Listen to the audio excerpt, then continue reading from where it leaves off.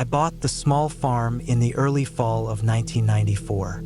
It was about 10 miles outside a town called Red River, somewhere in the flat middle of Nebraska. The place had been empty for a few years before I came along. The realtor told me an older man owned it once, someone who had farmed the land until he couldn't anymore. The house was nothing special: 2 bedrooms, 1 bathroom, and a porch that leaned slightly to the right. Behind it stood a small, weathered cabin about 50 yards away from the barn. The cabin was built from old oak logs, darkened with time, with a rusted tin roof and a single small window. It looked more like a shed at first, but when I stepped inside the first time, it was clear someone had lived there once. There was a small cot, an old cast iron stove, a table with 2 chairs, and a narrow closet. The air inside smelled like damp wood and old ash. The floor creaked when I stepped, and there were faint knife marks along the table's surface, deep and deliberate. On the wall above the cot hung a single horseshoe. Everything in that room felt too quiet, like the air didn't move. I told myself it was just age. When I moved in, I didn't have much: some furniture from my old apartment, a mattress, and a few boxes. The farm was supposed to be a fresh start. I was 31 back then, and I just left a job I hated. I wanted to live somewhere quiet, somewhere where I could work with my hands and not think too much. The land stretched for acres, flat fields with rows of dead corn stalks that had been left behind by whoever worked them last. The nearest neighbor was about a mile down a dirt road. For the first few days, I stayed busy cleaning up. The barn was filled with old tools, a broken tractor, and a few sacks of feed that had turned solid with mold. I found raccoon droppings near the corners and a pile of mouse bones in a box behind the hay bales. The main house wasn't much better, but at least it felt like somewhere I could make livable. The cabin, though, I never really planned to use it. I thought of tearing it down at some point. Still, every time I walked near it, I'd find myself glancing at it longer than I meant to. Something about it felt off. I noticed once, late in the evening, when the sun was setting and throwing long shadows across the field, that the cabin's door would sometimes look slightly open, not wide enough to notice unless you stared.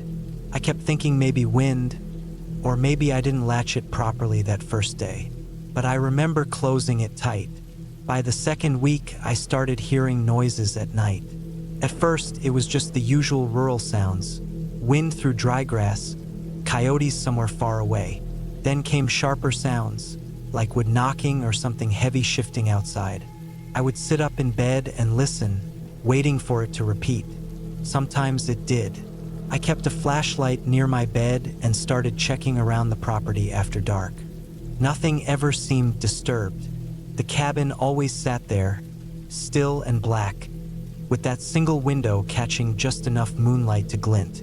One night, around midnight, I heard what sounded like metal scraping. Came from the direction of the cabin. I grabbed the flashlight and walked out. The air was cold, and the ground was hard beneath my boots. I moved quietly, the light cutting through the dark in a thin beam. When I reached the cabin door, I noticed the latch was loose again. The door hung open just enough to see the black space inside. I swung the light inside, nothing but the empty cot and table. But on the dirt just outside the door were tracks. Not shoes, bare feet. They were faint but clear enough to make out, pressed into the cold soil. The size looked about right for a man. The strange thing was, the prints didn't lead toward the cabin. They led out of it, across the yard, and disappeared into the dry cornfield. The next morning, I checked again in daylight. The prints were mostly gone, softened by dew. I told myself maybe they were old, maybe the last owner had come back at some point, or maybe I imagined the whole thing in half-sleep. But that didn't sit right. The ground had been too hard recently for old prints to stay clear. After that, I started locking everything: house, shed, barn, even the truck. Every evening before sundown, I'd make a walk around the place, checking every latch and hinge. I even nailed the cabin door shut one day, Just one long nail to keep it closed until I figured out what to do with it. A few nights later, I woke up to the sound of knocking again. 3 dull hits, spaced apart. I froze in bed. Came again, 3 more. It sounded like someone knocking on wood, steady and slow. I waited, staring at the dark window, then grabbed the flashlight and looked at the clock. It was just after 2 a.m. I stepped out onto the porch, the air sharp with cold. I stood there a long moment, listening. Nothing moved. Then the knocking came again, softer this time, from behind the barn. I walked toward it. My heart was thudding so hard I could feel it in my throat. When I reached the barn, I stopped and scanned with the light. The beam hit the side of the cabin, and I swear the door was open again, even though I'd nailed it shut. The nail was still there, bent outward, like someone had forced it from the inside. I didn't go closer that night. I went back inside, locked the doors, and sat with the light on until morning. When the sun came up, I went out again. The door was closed but hanging crooked on one hinge. Inside, everything looked the same except for one thing. The horseshoe on the wall was gone. I searched the floor, the corners, the dirt outside. Nothing. It just wasn't there anymore. After that, I couldn't shake the feeling of being watched. Every sound during the day felt too close. Birds landing on the roof made me flinch. At night, I started hearing something like breathing near the walls when everything else went quiet. I tried to ignore it, but the noise would rise and fade like someone pacing slowly around the house. One morning, I found footprints again. Bare ones, fresh, leading from the back of the barn toward the cabin. They stopped right at the door and didn't go in. I followed them backward and saw they came from the field again, from a gap in the fence line that bordered a tree patch near the far side of the property. I walked out there around noon that day. The ground was soft enough to see prints clearly. The fence had a broken spot, wide enough for someone to step through. On the other side was the old field road that led toward the woods. There were tire marks there, 2 tracks dried deep into the soil like an old truck had driven in recently. I didn't see any vehicle, but the tracks were newer than the others I'd seen before. I started wondering if maybe someone had been using my property, maybe even living in the cabin before I moved in. It would explain the door, the noises, everything, but it didn't make me feel any better. Whoever it was, they were still coming back. That night, I decided to stay up. I turned off all the lights and sat near the window that faced the barn and cabin. The moon was bright enough to see shapes clearly. I waited for hours. Around 1:30 a.m., I saw something move. It was faint at first, a figure crossing the open yard from the direction of the fields. It walked slow, almost dragging one leg. I could make out a man's shape, tall, thin, wearing something dark. He moved straight toward the cabin. He didn't use a flashlight, didn't hesitate. He reached the door, pushed it open, and disappeared inside. I sat frozen, my mouth dry. I waited, staring at that dark shape of the cabin for what felt like forever. No light came from it, no movement, just the sound of the wind across the grass. After maybe 15 minutes, I saw him again, stepping out, walking across the yard, heading toward the fence line again. I didn't follow. I just watched him until he vanished into the dark. The next morning, I walked to the cabin. Inside, everything was just as it had been, except now the horseshoe was back on the wall, but upside down. That was the last night I stayed on that property. I packed up what I could fit into the truck that afternoon and drove back to town. I sold the place 2 weeks later for less than half of what I'd paid. I never found out who that man was or why he kept coming back to that cabin. Maybe he lived there before, maybe he hid there from something. But what unsettles me most is that whoever he was, he never tried to take anything, never tried to get into my house. He just came back to that cabin like it was his, like it still belonged to him.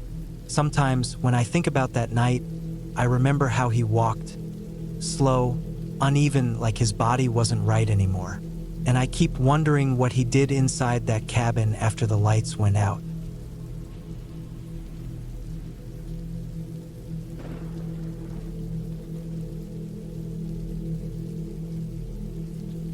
I spent the autumn of 2018 in a rented cabin in Northumberland, tucked deep into the hills past Bellingham.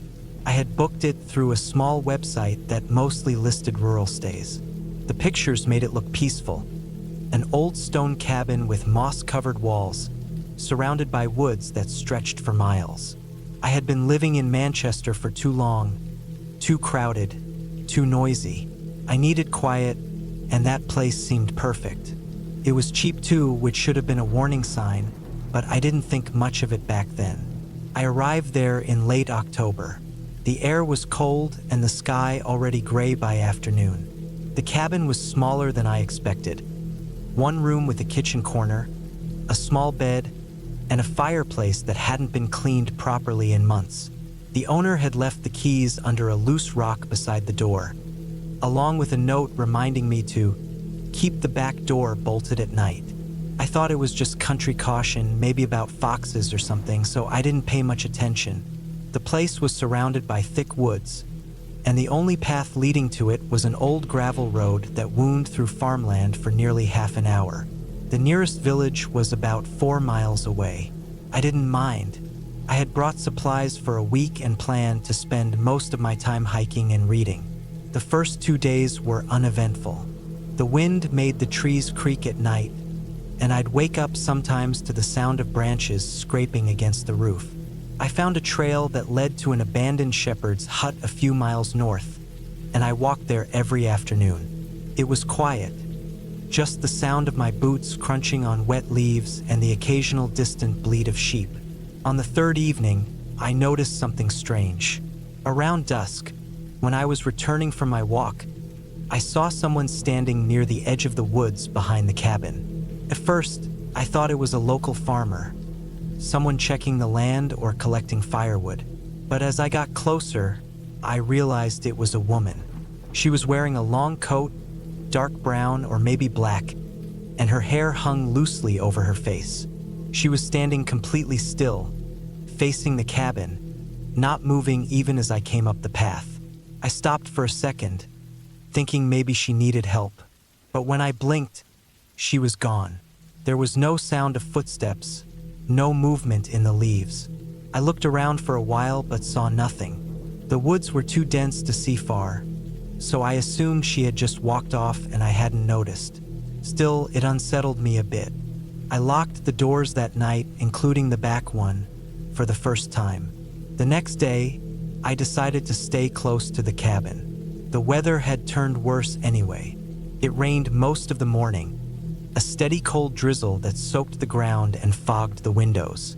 I read for a while, cooked some tinned soup, and tried to ignore the uneasy feeling that had crept in since the previous evening. Around 4 p.m., I went outside to bring in some firewood from the small shed behind the cabin. The rain had stopped, but everything was slick with moisture. I bent down to pick up some logs, and that's when I noticed footprints in the mud, thin, narrow, and clearly made by someone wearing boots with a distinct tread pattern. They weren't mine. They came from the direction of the trees and stopped right behind the cabin window. The prints faced the glass, as if someone had been standing there looking inside. That chilled me more than I expected. I looked around again, scanning the trees. Nothing moved. The woods were silent except for drops of rain dripping from the branches. I went inside, bolted both doors, and tried to convince myself it was nothing. Maybe a hiker, maybe someone who had lost their way. But the cabin wasn't near any official trail, and I hadn't seen another person since I arrived. That night, I couldn't sleep well. Every small sound felt amplified. The ticking of the clock, the faint whistle of wind through the chimney, even the creak of the wooden floor whenever I shifted in bed. Around midnight, I thought I heard something else, a soft crunch outside, like footsteps on wet leaves. I held my breath and listened, staring at the ceiling in the dark. Came again, closer this time, slow and deliberate. I didn't move. After a few minutes, it stopped. The next morning, I found more footprints. They circled the cabin, looping around from one window to the next. Whoever it was had walked close to the glass again, leaving clear marks in the mud. The tracks were fresh, made during the night, no doubt about it.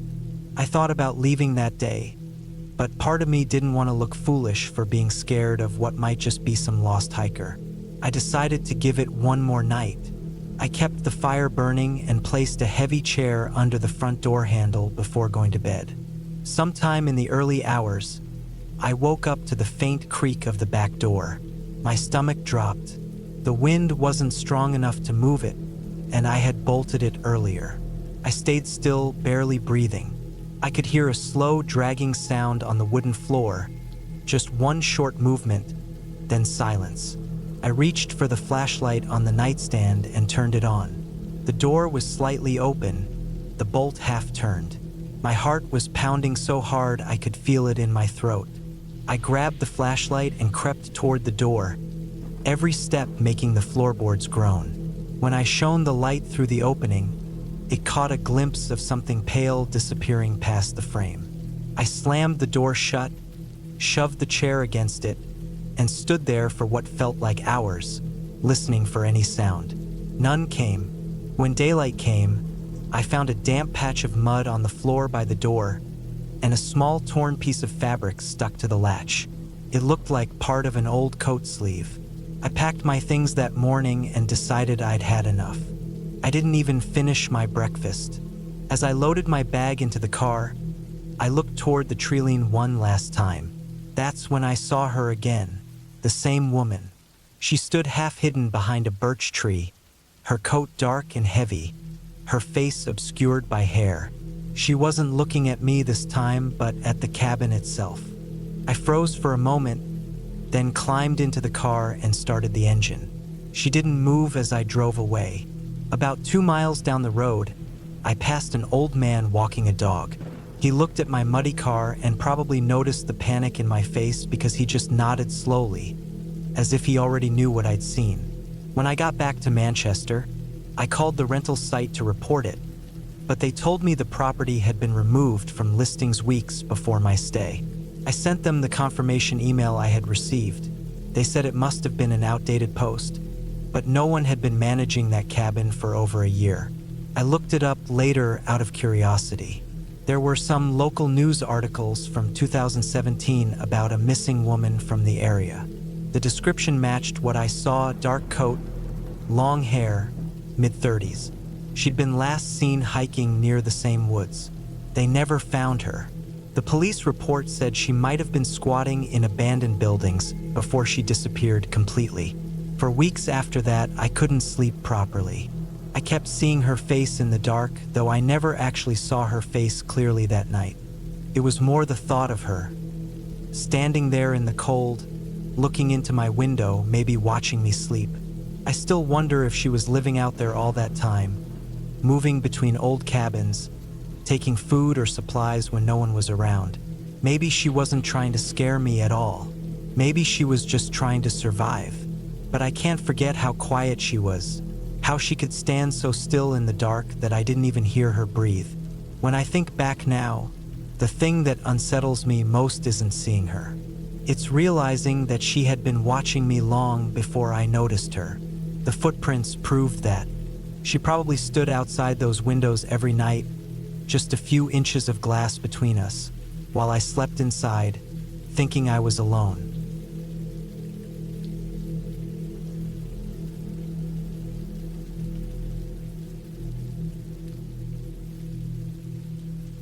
It was the end of October 2016 when I decided to take a short break from everything. I'd been working long hours at a construction company in a small town called Weatherfield, about 2 hours north of Leeds, and I just needed to get away from people for a while. My cousin mentioned an old cabin near a graveyard on the outskirts of the countryside, saying it used to be a caretaker's place decades ago. It was small, isolated, and cheap to rent for a week. That sounded perfect to me at the time. I didn't think much about the fact that it was right next to a graveyard. I wasn't superstitious, and I just wanted quiet. The drive up there was long and boring. The road leading to the cabin was narrow and broken in places, overgrown with weeds and half covered in fallen leaves. I arrived around 4 in the afternoon, and the first thing I noticed was how still everything felt. There were no sounds, no wind, no birds, no distant car engines. Just a heavy quietness. The cabin sat just a few dozen yards from the graveyard fence, a low stone wall with iron spikes sticking out. The headstones beyond it looked weathered and tilted, some cracked in half, others almost swallowed by the grass. The whole area had that damp smell of old wood and earth, the kind that clings to your clothes. The cabin itself was small, one main room, a narrow kitchen, and a bedroom in the back. The floorboards creaked under my boots, and there was a faint smell of mold inside. It looked like no one had been there for years. The furniture was basic: a wooden table, 2 chairs, a small sofa, and an old kerosene lamp on the counter. The windows were covered with grime, making the inside darker than it should have been even during daylight. I dropped my bag, looked around, and thought to myself that I'd clean a bit before settling in. I spent the first hour sweeping out dust and cobwebs, trying to make the place feel a bit livable. There was no electricity, so I set up a few candles and the kerosene lamp. The water pump outside was still working, though the water came out brown at first before clearing. After that, I sat down at the table with a sandwich I'd packed and just listened. The silence was strange. You don't notice how used you are to background noise until it's completely gone. It made me uneasy in a way I couldn't explain. When the sun started setting, the graveyard looked even closer than before. The orange light stretched the shadows of the tombstones across the grass. I could see the names faintly carved into some of them through the window, most of them too faded to read. I tried to distract myself by unpacking and lighting a small fire in the old stove. The flames crackled quietly, and for a while, that warmth made me feel better. Around 9 that night, I went outside to take a leak near the tree line. The air was cold, and my breath came out in little clouds. When I turned back toward the cabin, I noticed something strange. The side door that led to the small back storage area was open. I was sure I hadn't touched it earlier. I walked over slowly, thinking maybe the wind had blown it open, though there hadn't been any. The hinges squeaked as I pushed it fully open. Inside, it was pitch black except for a sliver of light from the window. There were old shelves, a few rusted tools, and a pile of rotted wood. Nothing out of place, really, but I couldn't shake the feeling that someone had been in there. That night, I barely slept. The sound of the wind started around midnight, soft at first, then harder, making the old boards groan and the branches scrape against the roof. At one point, I heard what sounded like footsteps outside, slow, uneven ones, crunching on the gravel near the back. I held my breath, waiting for them to stop, but they just faded away after a while. I told myself it was probably a fox or maybe just branches falling. I eventually drifted off sometime after 2. The next morning, when I stepped outside, I noticed something that made my stomach twist. The side door was open again, and there were footprints in the dirt, human ones, leading from the back of the cabin toward the graveyard. They weren't fresh, but they hadn't been there yesterday either. I followed them to the fence, where they stopped abruptly. The ground beyond was covered in moss and dead grass, and I couldn't see any more prints. I stood there for a long time, staring into that graveyard. The rows of stones seemed endless in the morning fog. I tried to shake it off and went about my day, chopping wood and checking the small shed near the pump. Inside were old tools, a broken wheelbarrow, and a few cracked jars. It looked like someone had been using it decades ago to maintain the graveyard. By late afternoon, I started feeling that same heavy silence again. Even the birds were gone. That night was worse. The wind picked up stronger, and around midnight, I heard something hit the cabin wall hard, like a solid thud. My heart jumped, and I sat up in bed, listening. There were faint rustling sounds outside, near the window.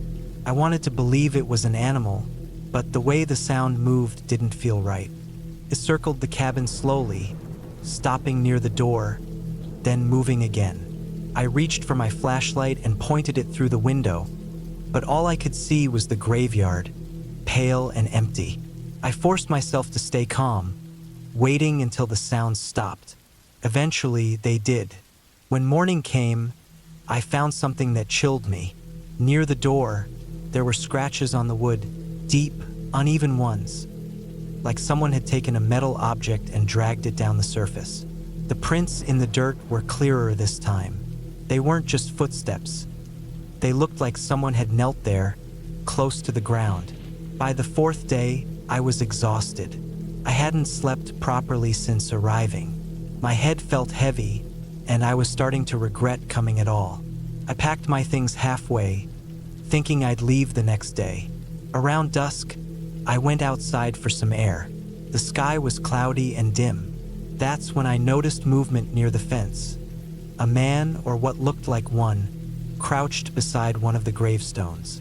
He wasn't doing anything, just sitting there with his back to me. I froze. I couldn't tell if he'd been there all along or just appeared. He didn't move, not even when I stepped backward toward the cabin. I felt this wave of cold go through me. I turned and went inside, locking the door.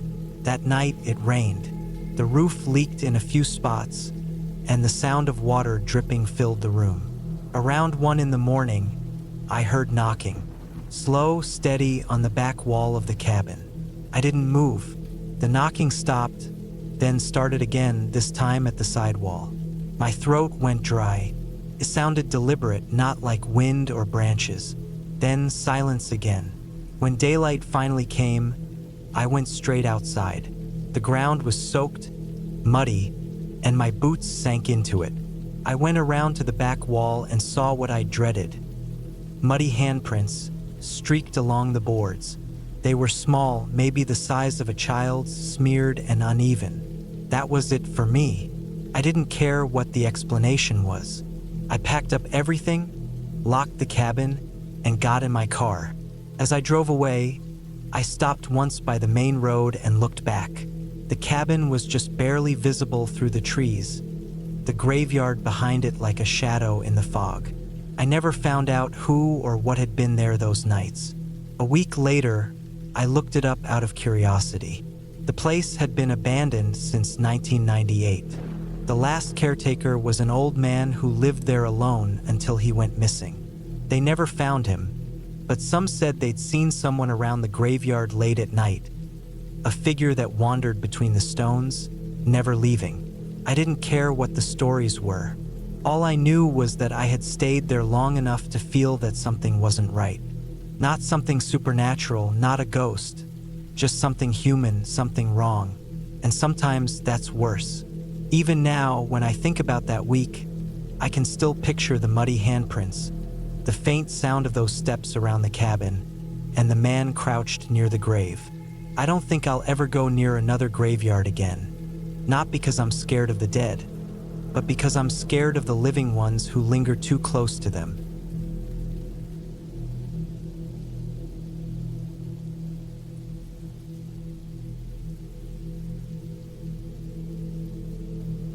I had rented the cabin for the weekend because I wanted to clear my head.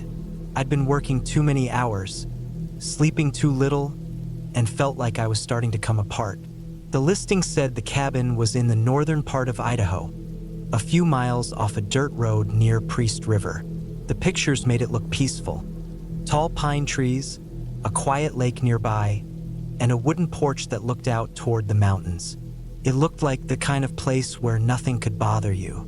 I left Spokane early that Friday morning. The drive took longer than I expected because the road kept getting narrower and rougher the higher I went. The pavement turned to gravel, and then the gravel turned to dirt.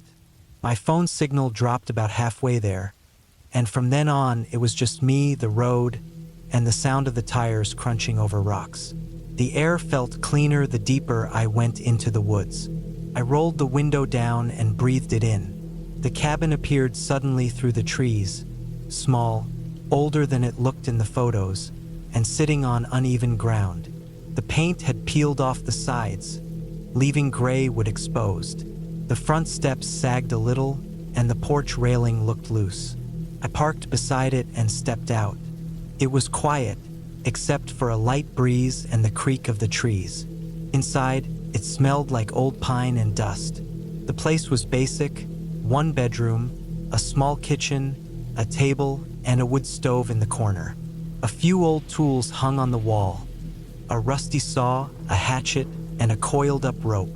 The fridge was empty except for a half-used roll of tape and a glass jar of something dark. The floorboards groaned when I walked. I unpacked my bag, set up my laptop on the table, and tried to write for a bit. The Wi-Fi obviously didn't work, and my phone had no bars, so I had no distractions. It felt strange, too quiet maybe. Every sound carried. The wind brushing against the walls, the occasional creak from the roof. At one point, I thought I heard footsteps outside, but when I looked through the window, there was nothing but the trees. That night, the temperature dropped fast. I started a fire in the stove, sat on the floor beside it, and ate a can of beans straight from the tin. The wood popped loudly now and then, and shadows flickered across the walls. Around midnight, I lay down on the bed, which smelled faintly like old sheets that hadn't been washed in a while. I closed my eyes and tried to sleep. Sometime later, I woke up. I didn't know what time it was, but the fire had burned down, and the cabin was almost pitch dark. The only sound was the wind outside, soft, steady, like someone exhaling through the trees. Then I heard something else, a dull thud, not close at first, maybe 50 feet away. Then another one, closer. I lay still, listening. My heart started pounding. I told myself it was probably a branch falling. But then I heard it again, this time sharp and deliberate, like someone's foot hitting the wooden porch. I sat up. The cabin walls were thin. I could hear the boards outside shift slightly under weight. I reached for the flashlight on the table, turned it on, and aimed it at the door. The light caught the old wood and the metal latch. Nothing moved. I waited like that for maybe 10 minutes, flashlight shaking in my hand. Finally, the sound stopped. I didn't sleep after that. I stayed awake until a faint gray light appeared through the cracks in the window. The next morning, I went outside to check around the cabin. The ground was soft from last night's drizzle. There were marks near the porch. Not boot prints exactly, but areas where the mud looked pressed down, like someone had stepped there carefully. I told myself they could have been mine from when I'd arrived, but the shape didn't match my shoes. I tried not to think too much about it. I made coffee on the small gas stove, ate a protein bar, and went down the path toward the lake. The trail was narrow, overgrown, and ran through thick pine woods that blocked out most of the light. The farther I went, the quieter it got. I didn't hear birds or water, just the faint sound of wind high above the trees. When I reached the lake, it was smaller than I expected. Still, almost black, and surrounded by tall reeds. There was an old wooden dock that leaned to one side. I sat there for a while, staring at the water. I tried to relax, but I couldn't stop glancing behind me. I kept feeling like someone was standing somewhere back in the trees, watching, but every time I turned, there was nothing but trunks and shadows. When I got back to the cabin later, I noticed the door wasn't shut all the way. It was open maybe 2 inches. I was sure I'd locked it before leaving. The latch hung loose. My stomach twisted a little, but I told myself maybe the wind had pushed it open. Still, I went inside slowly, flashlight ready even though it was broad daylight. Nothing seemed out of place at first. My bag was still on the table, the stove cold, the bed unmade. But when I looked closer, I realized something was different. The rope that had been hanging on the wall was gone. The nail where it had hung was empty. I searched the corners of the room, under the bed, behind the stove, but it wasn't there. That was the first time I really felt like leaving. I thought about packing up and driving back down the road, but I had already paid for the weekend, and I told myself it would look stupid to panic over a piece of missing rope. Maybe it had fallen behind something, I reasoned. As the sun went down again, the air felt heavier. I kept the lights on, a single weak bulb over the table, and locked the door tight. I even pushed a chair against it. I tried reading, but every noise outside made me freeze. A tree branch scraping against the wall, something shifting on the roof, the sound of gravel crunching faintly somewhere beyond the porch. By midnight, I couldn't take it anymore.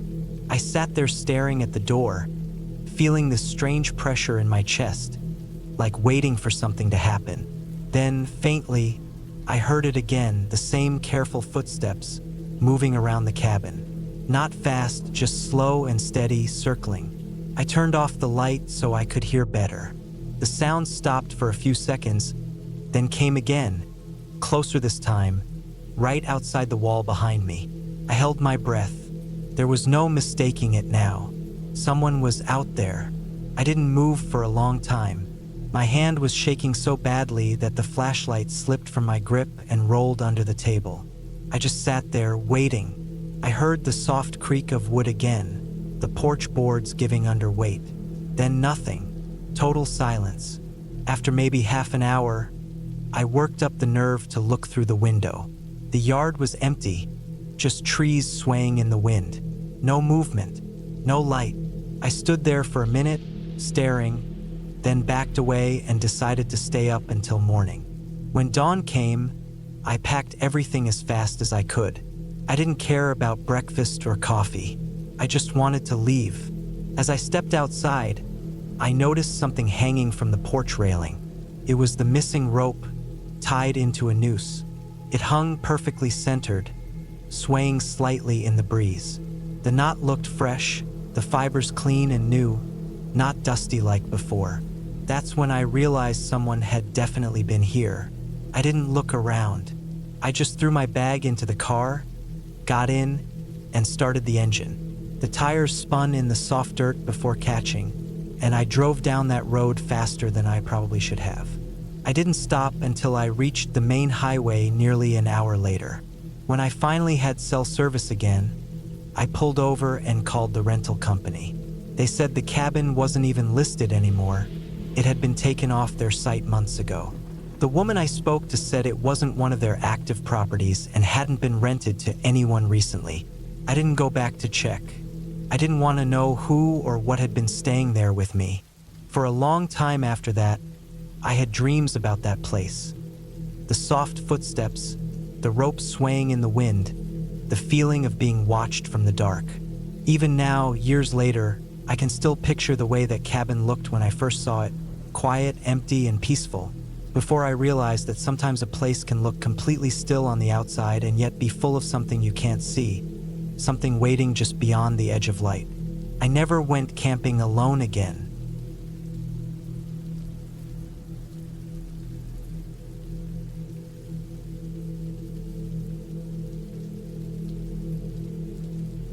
I was 32 when I decided to spend a week alone in a small rental cabin just outside Farmington, New Mexico. It was early November of 2014, a dry and cold time of year when the wind carries the smell of dust and juniper. I had been working in construction nonstop for months, and I wanted a place where I could clear my head. The cabin I found online looked simple. One room, a kitchen corner, and a small porch that faced a slope of brush and red dirt. The owner told me it was once a hunting shack built in the 70s. I didn't think much of that. I just wanted quiet. The road leading there was barely a road, more like 2 dirt tracks cutting through open land. My truck rattled the whole way. There were no signs, no other houses for miles. When I finally saw the cabin, it looked smaller than the pictures. The paint had faded from brown to gray, the roof sagged slightly on one side, and weeds pushed up through the steps. But it had power and running water, so I unpacked my things and tried to settle in. The first 2 days were calm. I went for long walks around the property and cooked simple meals on the small gas stove. The air was sharp and quiet, At night, I would sit outside on the porch with a blanket wrapped around me and watch the stars. Sometimes I'd hear coyotes howling from the ridges in the distance. The sound carried strangely, like it was both near and far at the same time. By the third evening, something began to feel off. It started with the dog I saw. Around dusk, I was walking toward the small creek about a quarter mile from the cabin. The sun was almost gone, and everything had that dim orange light. I noticed a big dog sitting still near a patch of sagebrush, watching me. It wasn't wagging its tail or moving, just sitting perfectly still. I called out softly, thinking maybe it was a stray or someone's farm dog, but it didn't react. I stood there for a minute and then turned back to the cabin. When I looked over my shoulder again, it was gone. That night I couldn't sleep. I kept hearing light steps outside, crunching over dry leaves and dirt. The walls of the cabin were thin, and the sound carried easily. I figured it was the wind or maybe a coyote sniffing around the trash bin. Still, the noise had a rhythm to it, slow, deliberate. I turned off the small heater and just listened. The steps came closer, then stopped, then started again from another side of the cabin. In the morning, I went out to check. The ground around the cabin was hard and patchy, but in some spots, especially near the back, I found prints. They were like footprints, but off somehow, too narrow at the heel, the toes spread wider than normal. The size looked close to mine. I crouched down and touched one, trying to figure out what could have made it. The edges were sharp, like it had been made recently. I told myself it was probably from a barefoot camper or hiker, though the idea didn't make much sense out here. The next night, things got worse. I was inside reading, and the power flickered once, then went out completely. I grabbed my flashlight and stepped outside. The generator sat about 20 feet from the cabin, behind some barrels. When I rounded the corner, I froze. There was a shape near the tree-line, standing, not crouched like an animal. It was thin and tall, facing my direction. My flashlight beam hit it just for a second before I lowered it out of instinct. It moved back into the trees quietly, like it didn't want to make noise. I stood there for what felt like minutes before forcing myself to fix the generator. The power came back, but I didn't sleep much. Every noise outside made me tense up. The next morning, I saw that the trash bin had been dragged several feet away from the porch and turned over. The lid had deep scratches in it, too big for raccoons or coyotes. I cleaned the mess, locked the bin inside the small shed, and tried to convince myself it was some wild animal. I decided to cut my stay short. That afternoon, I packed my things into the truck and planned to leave in the morning when there was daylight. But later that evening, something happened that made me realize I should have left right then. I was sitting on the porch, drinking coffee, trying to stay calm. The wind was still, and the land around me was silent. Then I heard a noise, something like low breathing, coming from behind the cabin. I stayed still, hoping it would stop. Then, slow footsteps again. I got up and walked to the door, planning to go inside, but before I could, I caught sight of something at the edge of the porch light. It was that same dog-like shape, standing halfway upright this time, its body awkward and too long, like someone wearing an animal skin that didn't fit right. My heart was pounding. I couldn't move for a few seconds. Then I went inside, locked the door, and turned off every light. I sat by the window with the flashlight off, just watching. For about 10 minutes, I didn't hear anything. Then the sound of scraping, something brushing against the wall. It went around the cabin slowly, like it was circling. At one point, it stopped near the front door, and I heard the handle move slightly, metal clicking against metal. That was enough. I waited until the noise stopped completely, grabbed my keys, and ran for the truck. The night outside was cold and wide open. I could barely see, but I didn't care. I got the truck started and drove as fast as I could down that dirt path. In the rearview mirror, my headlights caught something for half a second. Someone or something standing on the road, watching me go. It looked human at first, but the way it stood, slightly hunched with its head tilted too far, didn't feel right. Then it disappeared in the dust behind me. I didn't stop driving until I reached the main highway. My hands were shaking so badly I had to pull over to catch my breath. I stayed in a motel that night, leaving the truck parked right under the streetlight. I barely slept. The next morning, I called the owner of the cabin to tell him I'd left early. He sounded casual, like it wasn't the first time someone had cut their trip short. When I mentioned what I'd seen, he got quiet. Then he said something like, "You're not the first one to mention strange folks wandering that area at night." He thought it was probably someone squatting in the hills, drug users or drifters who sometimes came down from the old mining sites nearby. He told me they'd found evidence of people skinning animals and drying the hides, probably to sell or trade. That made sense in a way, but it didn't make it easier to think about. The prints, the figure, the breathing, it all matched too well. They weren't ghosts or monsters. They were people, but people doing something twisted out there. A few weeks later, out of curiosity, I searched for news about the area. There had been reports over the years of missing livestock, vandalism, even hikers disappearing near the same stretch of land.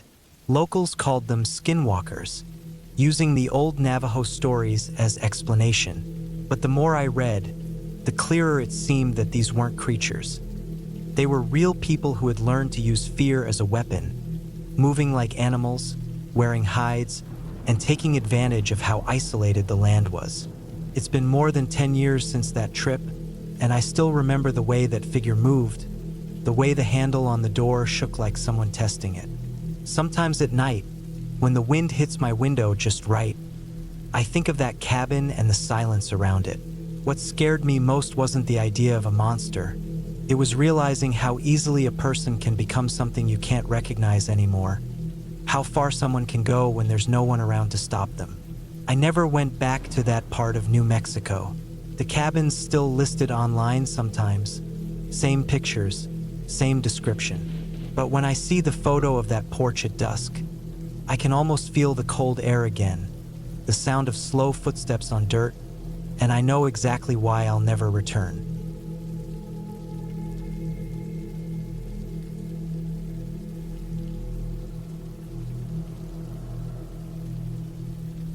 It was early October of 2011 when I decided to take a break from the noise of my life in Chicago and head out toward northern Minnesota. I'd been working construction jobs back-to-back for months, barely sleeping, and my head felt packed with static.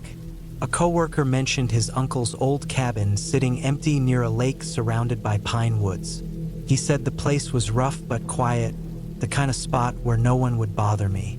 That was all I wanted. The drive took close to 9 hours.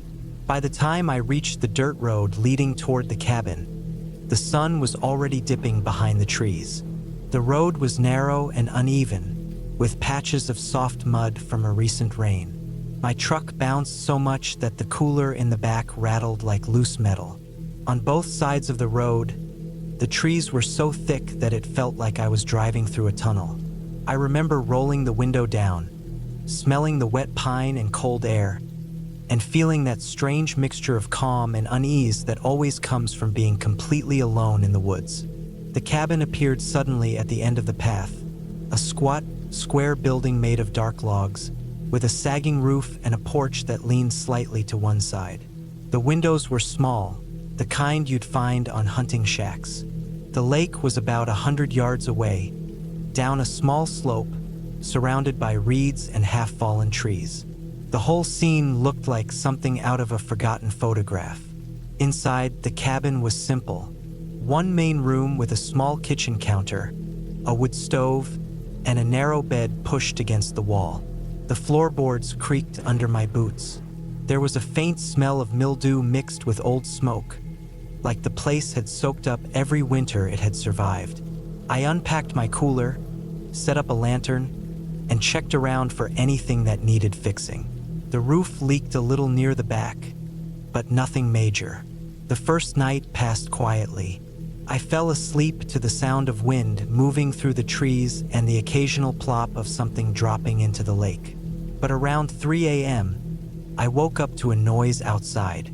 It was sharp and quick like wood splitting. Then silence. I stayed still, listening. Another crack, this one farther away. Maybe a branch breaking. I told myself it was probably an animal. Still, I reached for my flashlight and waited until my breathing slowed before drifting back to sleep. The next morning, I went out to check around. Near the tree line behind the cabin, I found fresh tracks in the soft dirt. They looked human, maybe from boots, but I couldn't tell if they were old or new. I followed them for about 50 feet before they disappeared into a mess of fallen pine needles. I didn't see anyone, and there weren't any other signs of movement. No tire tracks, no garbage, nothing. I spent the rest of the day chopping wood and fishing at the lake. The silence out there was almost heavy, like sound didn't carry properly. Every time I turned toward the trees, it felt like the shadows shifted, though it was probably just my eyes adjusting. Around dusk, I lit a fire outside and cooked a small meal. When the fire died down, I sat staring at the coals, thinking about how far away everything felt. No traffic, no streetlights, no cell signal. It was peaceful, but in a way that pressed against your chest. That night, the noises came back. Not sharp this time, but steady, soft footsteps moving around the cabin, slow and careful. I stayed still on the bed, my hand resting on the flashlight. The sound circled once, then stopped near the porch. I could hear the boards shift slightly, like someone putting weight on them. After about 10 seconds, nothing. I waited another hour before I finally drifted into a shallow sleep. In the morning, I found something strange. The door latch on the outside had been lifted and left hanging open. It wasn't broken or forced, just undone. That made my stomach tighten. I tried to convince myself that maybe I'd forgotten to secure it properly the night before, but I knew I hadn't. The tracks were back too, only clearer now. They led from the woods to the porch and back again. I decided to drive into the nearest town to get more supplies and maybe a padlock for the door. The drive took over an hour each way, most of it along dirt roads with barely any signs. The town was small, just a few stores and a gas station. I bought a heavy padlock, some canned food, and a few extra batteries. When I mentioned the cabin to the cashier, she looked up for a moment, then said a lot of hunters used to stay around that area years ago but stopped after some trouble. She didn't say what kind of trouble, and I didn't ask. Back at the cabin, I locked the door and tried to push the whole thing out of my head. The next 2 days were quiet again. I spent my time cutting more firewood, cooking simple meals, and writing a bit in a notebook I'd brought. The air grew colder, and frost began to form on the windows at night. I started to feel more comfortable again, thinking maybe I'd just been spooking myself. On the 5th night, something changed. I woke up to a dull thumping sound. It was steady, coming from the lake area. I got up, pulled on my jacket, and stepped outside with the flashlight. The air was freezing, and I could see my breath in front of me. The sound continued, a dull, rhythmic hit, like someone chopping wood. But I hadn't left the axe anywhere near the lake. I moved slowly down the slope, sweeping the light back and forth. The beam caught the water's surface, smooth except for ripples near the reeds. Then I saw something, a piece of wood sticking out of the water, moving slightly, like it was being pushed. I went closer, maybe 20 feet from the edge, when I noticed the handle of my axe half submerged. The sound stopped. I stood there for maybe a full minute, trying to understand what I was seeing. The axe had been stuck into something beneath the surface, something pale. My stomach dropped. I stepped back slowly, shining the light again. The pale shape didn't move, and the water around it had a dark tint spreading outward. I ran back up to the cabin, locked the door, and stayed awake till daylight. When the sun came up, I forced myself to go back down. The lake was calm again, but near the reeds, the handle of the axe was still there. I waded in, my boots sinking into the cold mud. When I pulled it free, the water around me turned cloudy, and something heavy brushed my leg. I looked down and saw the shape of a human arm. I stumbled backward, nearly falling. It was a man, bloated and pale, caught on a tangle of reeds with a thick rope tied around his waist. The axe had been lodged into his shoulder. His face was half rotted, and the skin looked torn from dragging. I dropped the axe and ran back to the cabin. I packed my bag in less than 2 minutes, grabbed my keys, and drove as fast as the dirt road allowed. My hands shook so badly that I almost drove into a ditch twice. When I finally reached town, I went straight to the small sheriff's office and told them what I'd found. They sent 2 deputies back with me. By the time we returned, the wind had picked up and the sky looked like it was about to snow. The deputies found the body quickly. They called for backup and cordoned off the area. I stayed near my truck, trying not to look at the lake. One of them came back and said the man had been dead for several weeks, maybe longer. They also found an old tent site in the woods, maybe half a mile away, with signs that someone had been living there. They asked me to stay in town while they investigated. Later, I learned that the dead man was a hunter reported missing 2 months earlier. They believed he'd gotten into a fight with someone, maybe another hunter or squatter, and ended up in the lake. The tracks I'd seen around the cabin matched boots found near the tent. Whoever did it had probably been using the area to hide out, and was still around the first few nights I stayed there. The thought of that made my stomach twist. I realized that the person might have watched me from the woods, maybe even tried to get into the cabin when I was sleeping. The idea that I'd been lying there, unaware, while someone who'd already killed a man walked just feet from my door, that's something that never really leaves you. I didn't go back to the cabin. The sheriff said they'd be tearing it down eventually, since it wasn't officially registered anymore. Sometimes I still picture it, sitting by that lake under the gray sky, empty again except for the sound of the wind moving through the pines. Every fall, when the air turns cold and quiet, I think about those nights, how still everything seemed, how peaceful it felt right before I realized what was really out there. And even now, when I close my eyes, I can still hear the faint sound of footsteps circling the cabin, slow and patient, like whoever was out there hadn't really left.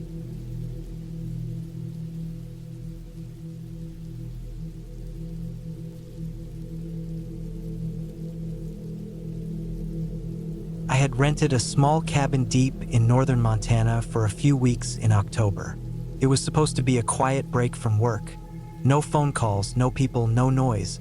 The cabin sat near the base of some low mountains, about 20 miles from the nearest small town. The last stretch of road was just dirt and gravel, lined with tall pines and uneven fences that looked like they had been there for decades. I drove up in my old black pickup truck, with the bed loaded with groceries, firewood, and a small generator. The cabin itself was older than I expected. Gray wooden walls, a tin roof with rust along the edges, and a porch that creaked under my boots when I stepped on it. Inside, the place smelled faintly of pine and old smoke. The walls were covered with rough boards, the kind that still showed marks of the sawmill. There was one main room, a small kitchen, and a back door that led into the woods. The furniture was basic: an old couch with flattened cushions, a wooden table, a narrow bed pushed against the wall.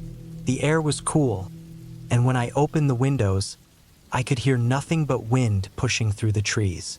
The first few days were quiet, almost too quiet. I would wake up early, boil coffee on the stove, and sit by the small window watching the morning fog lift off the ground. There wasn't much to do. I'd brought some books and a small radio, but there was no signal, just static. Sometimes I'd take walks around the area, following deer paths through the woods. I liked how empty it felt. There were no houses nearby, no cars, not even a distant hum of life. At night, though, the stillness became heavier. Every sound stood out: the ticking of the stove metal as it cooled, the wood shifting as the temperature dropped, the wind brushing against the cabin walls like slow footsteps. One night around the end of the first week, I was sitting at the table, writing in a notebook by lantern light. The generator was off to save fuel, and the only sounds came from the forest. Then I heard something faint, a sharp crack, like a stick snapping somewhere behind the cabin. I froze, listening. It wasn't unusual for animals to move around at night, but something about the sound felt deliberate. After a few seconds, there was another one, closer this time, maybe 10 or 15 feet from the back wall. I stood up slowly and walked to the back door. The door had a small glass pane at eye level, but it was too dark to see anything outside. I turned off the lantern so my eyes could adjust, and for about 5 minutes, I stood there waiting. The wind had stopped. The night was completely still. I could hear my own breathing. Then, a different sound. A soft, scraping noise near the side of the cabin, like something brushing along the wood. My chest tightened. I thought it might be a deer rubbing against the wall or maybe a bear. I had seen claw marks on some trees during the day. I waited again, but the sound stopped. Eventually, after about 20 minutes of silence, I went back to the table and sat down, though I couldn't focus on writing anymore. The next morning, I went outside to check. The ground was damp with frost, and I could see faint impressions near the wall. They weren't animal tracks, at least not any kind I recognized. They looked like boot prints, human ones. I counted at least 4 before the ground turned to leaves. They led away toward the tree line, disappearing into the woods. My first thought was that maybe a hunter had come through the area, or maybe a hiker who got turned around. But there hadn't been any vehicles on the road for days. I hadn't seen anyone since arriving. The prints looked fresh, and the fact that they came right up to my cabin and stopped there unsettled me. For the rest of the day, I kept busy to push the thought away. I chopped wood, fixed a loose hinge on the door, swept out dust from under the bed. But I kept thinking about those prints. Every time I stepped outside, I scanned the trees. I didn't see anything unusual, but it always felt like something was just past the edge of my vision, watching. When night came again, I locked every door and window. The wind picked up, and branches scraped the roof. I lay in bed staring at the ceiling, counting each gust, until finally, sometime after midnight, I drifted off. Around 2 or 3 in the morning, I woke up suddenly. It wasn't a noise that woke me, it was a feeling, that strange awareness you get when you know something's wrong. The room was completely dark, except for the faint red glow of the lantern's embers. My ears strained for any sound. Then I heard it, footsteps on the porch. Slow, careful ones right above where my head was resting inside. I held my breath. The steps stopped directly at the door. The wood creaked under the weight. I couldn't see anything, but I felt every second drag by like an hour. The doorknob rattled softly once, then again. I reached for the flashlight beside the bed and switched it on. The beam shot across the room and landed on the door. The knob stilled. My heart pounded so hard I could hear it in my ears. I didn't move. After what felt like a minute, the sound of the footsteps faded off the porch and back into the woods. I stayed awake the rest of the night, sitting by the table with my flashlight and a small hatchet I had brought for splitting kindling. When morning came, I checked the porch. Clear footprints again, boot prints just like before, coming from the woods and stopping right at the door. I followed them about 30 yards into the trees before they disappeared again. The direction they came from led deeper into the forest, toward a slope I hadn't explored yet. I thought about leaving that morning. My truck was parked by the small clearing about 50 yards down the trail, and I could have driven back to town easily. But part of me wanted to know who was out there. I spent the day on edge, checking the woods every hour, keeping the flashlight and hatchet close. Nothing else happened that day, but when the sun started to go down, I couldn't relax. The woods got darker faster than usual, the air colder. I locked the door again, set a chair under the handle, and sat by the window. Around midnight, it started raining. The sound of the drops on the tin roof should have been calming, but I couldn't shake the thought of those footsteps.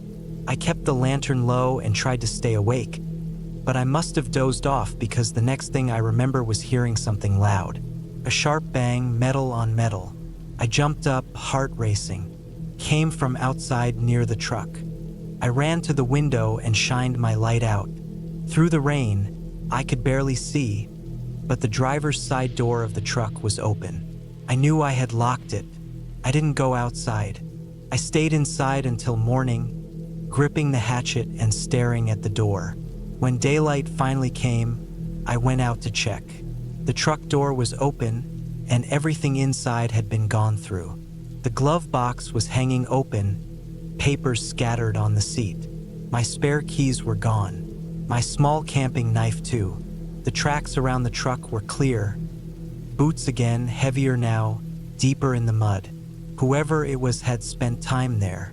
That was it for me. I packed everything I could in a few minutes, started the truck with the main key, and got out of there. As I drove down that narrow dirt road, I kept checking the mirror, half expecting to see someone step out from the trees. The rain turned to mist, and the farther I got, the lighter it became, until the cabin disappeared behind the pines. When I reached town, I stopped at a small gas station. The clerk looked at me like I'd seen a ghost, but I didn't say much. I just told him someone had been sneaking around my place in the woods. He nodded slowly, said people sometimes squatted in abandoned cabins around that area, old miners or drifters who never left. He said most folks avoided those woods altogether after a few bad things happened years ago. Missing hunters, stolen cars, that kind of thing. I didn't go back for the rest of my things. I left the cabin exactly as it was, door locked, food still in the cupboards. A few weeks later, I got a call from the rental company saying the cabin had been found broken into. The door had been smashed, everything torn up inside. Whoever had done it was gone by the time anyone checked. To this day, I still think about those nights. The quiet, the footsteps, the feeling of someone standing just outside in the dark. It wasn't anything supernatural or strange. It was just a person. That's what makes it worse. Because people, unlike anything else in those woods, don't always leave when the sun comes up.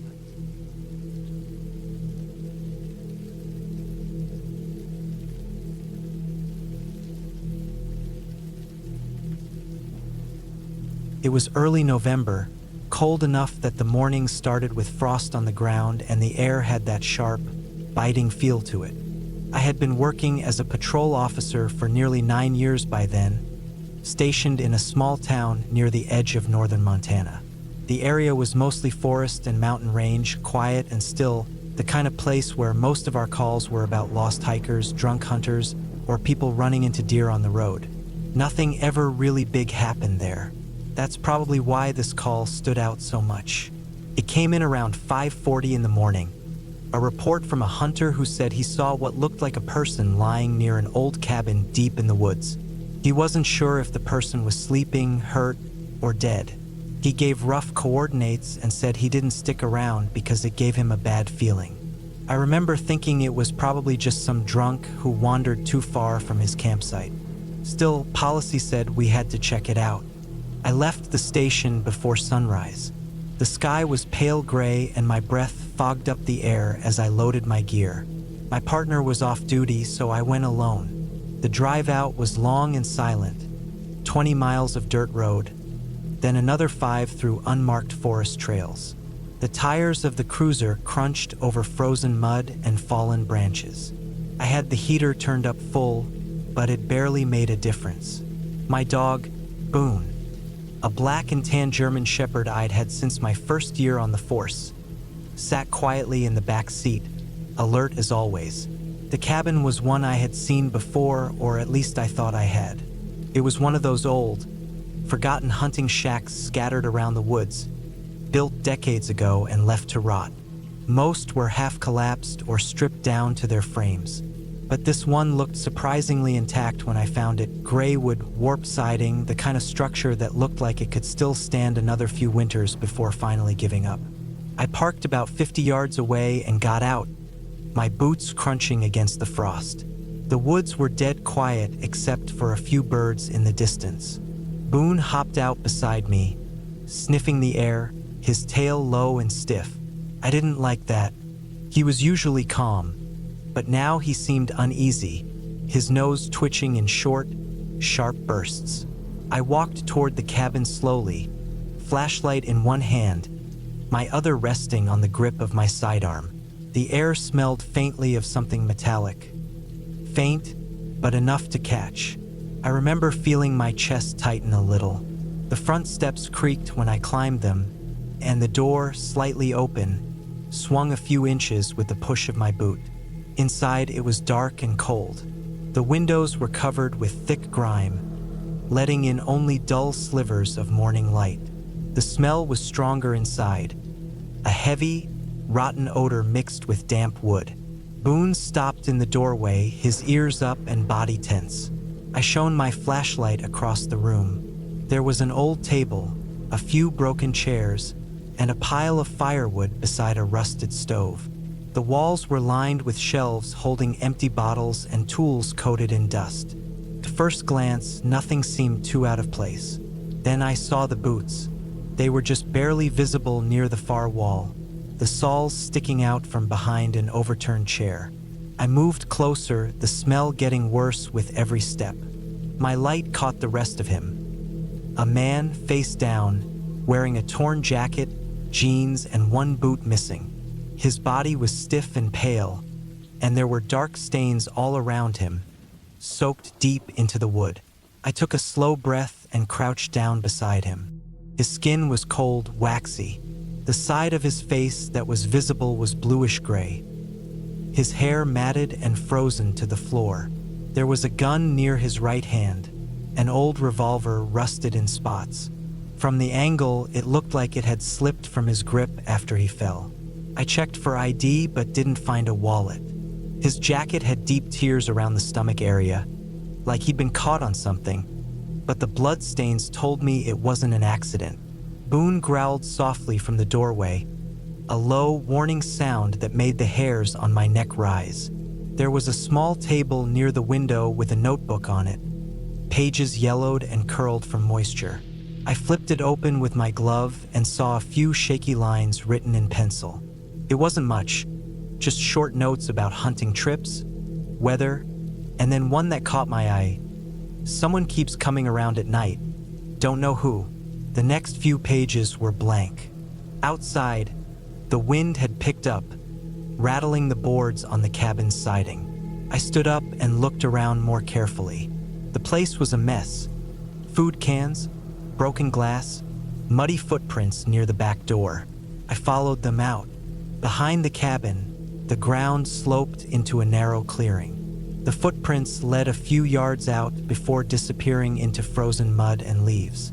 I noticed tire tracks too, faint but clear. A truck, maybe 2 weeks old at most, judging by the weathering. Something about it all felt off. The man inside hadn't been dead for very long. Maybe 4-5 days at most. But there was no sign of anyone coming back. No attempts to bury him or hide anything. It was as if whoever had been here left in a hurry. I called it in, giving dispatch the location and details. The signal out there was weak, so I had to walk back toward the car until the static cleared enough for them to hear me.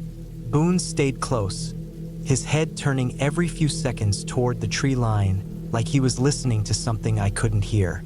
As I waited for backup, I started walking the perimeter. The forest was still, the air colder now, and I could hear the faint sound of something creaking in the distance, wood bending under wind, maybe. I followed the direction of the sound and saw another structure deeper in the trees, smaller, half buried under fallen branches. It looked like an old shed. The door was hanging by one hinge. Inside, I found tools, axes, saws, ropes, all scattered on the ground.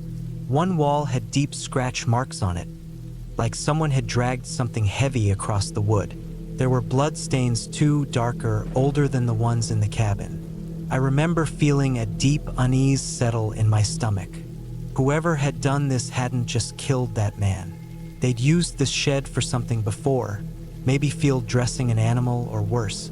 The size of the stains told me it wasn't small.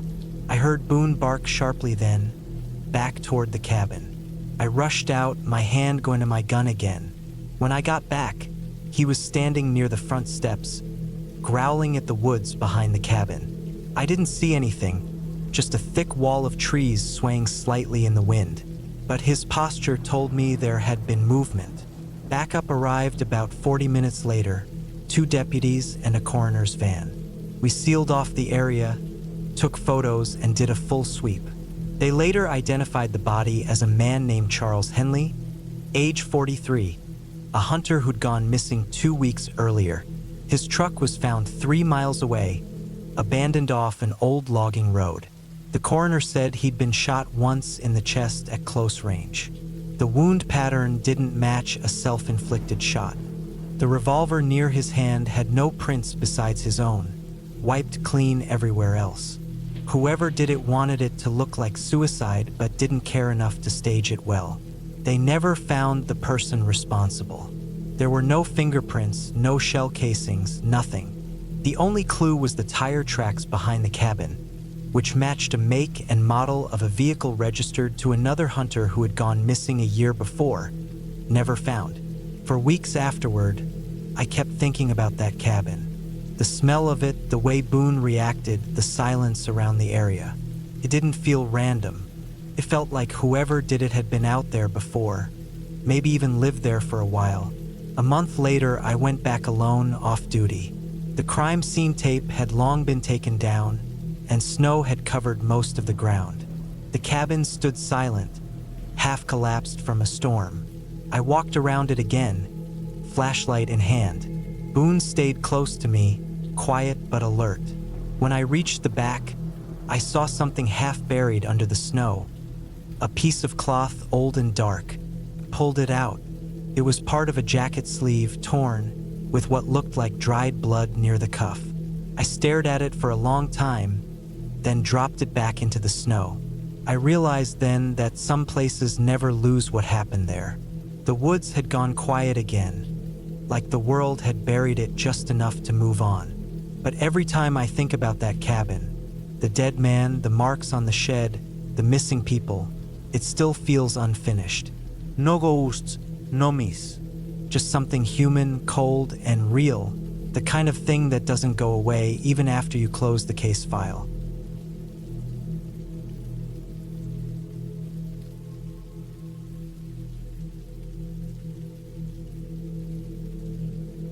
It had been almost 9 years since I last saw that cabin. The one my ex-husband built by hand when we were still together. It sat alone off an old gravel road in northern Montana, tucked between miles of pine trees and uneven ground that always seemed to smell like wet bark and rusted metal.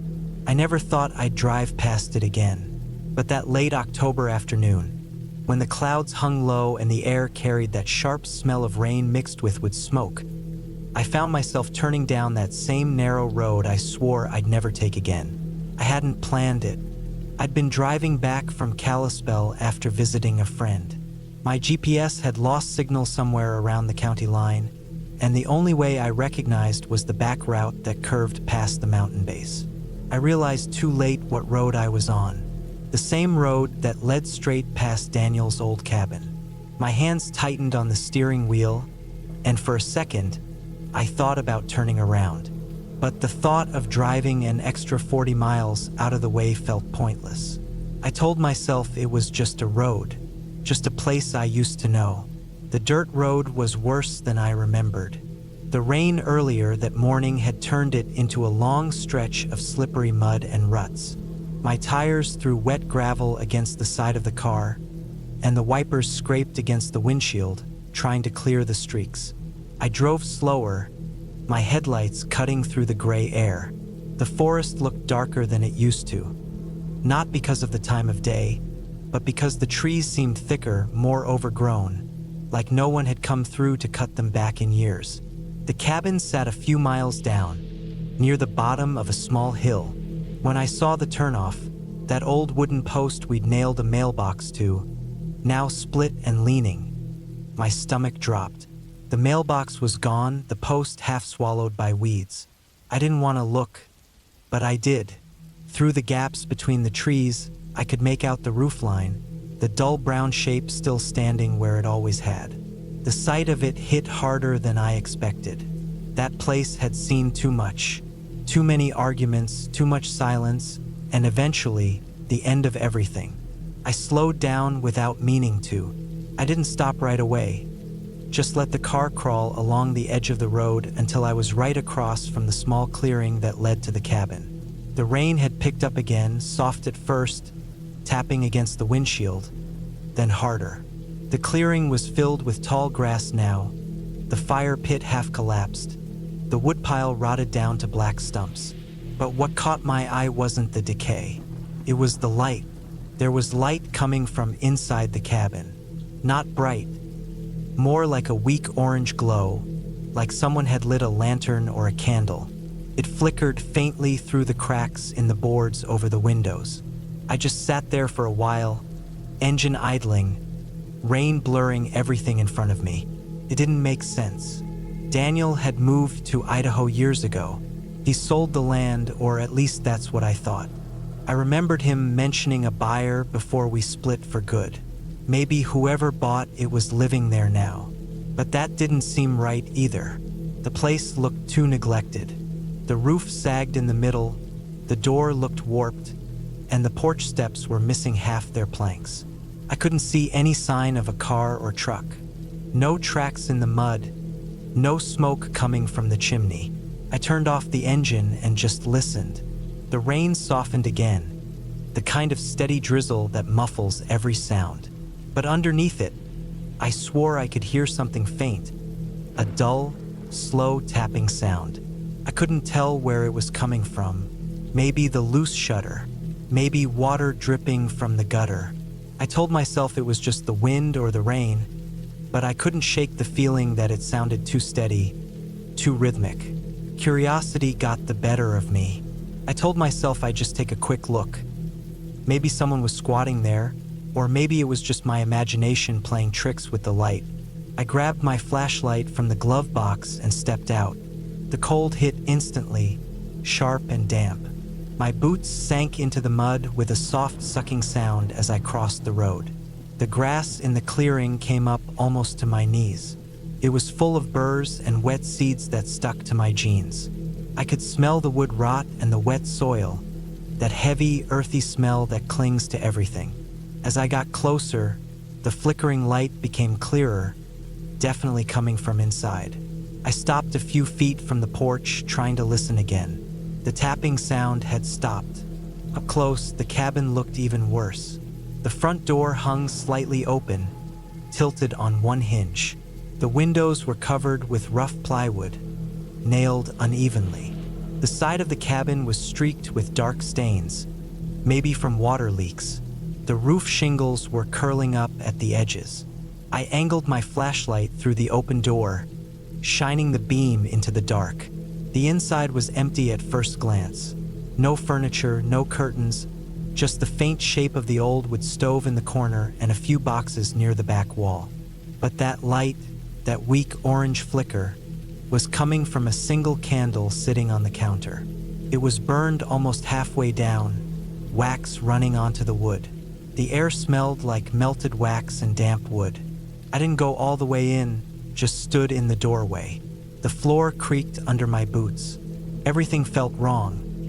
Not haunted or supernatural, just off. Like someone had been here maybe not long ago, but didn't want to be found. There were muddy boot prints on the floor, leading from the back of the cabin toward the door. They weren't mine. They looked fresh, still wet, like whoever made them had been there earlier that day. That was enough for me. I stepped back fast, my heart beating so hard it made my chest ache. I turned off my flashlight, not wanting to draw attention, and walked quickly back toward the road. The rain picked up again, harder this time, and I could hear thunder far off in the distance. When I got back to the car, I noticed something that made my stomach twist.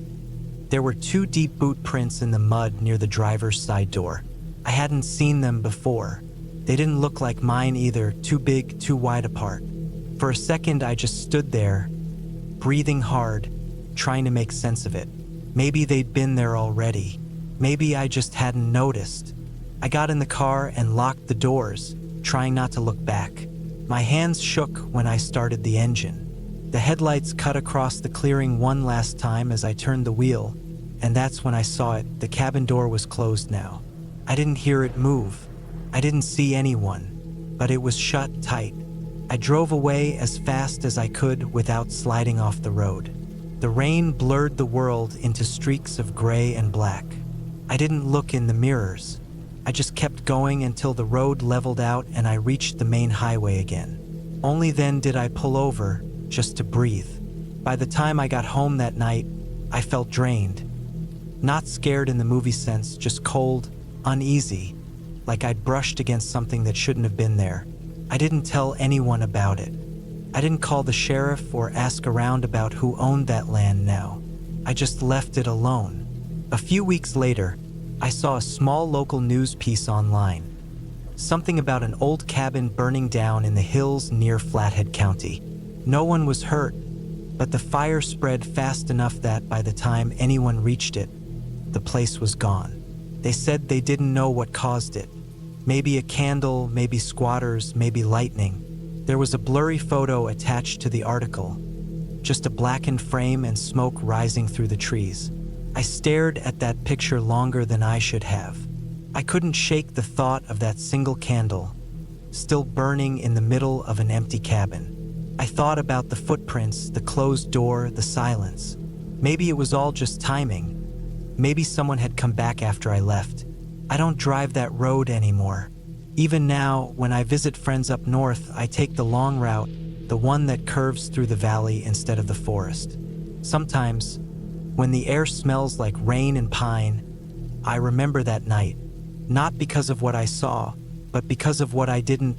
The quiet things that linger in the corners of your memory, the ones that make you question how close you came to danger without ever knowing it.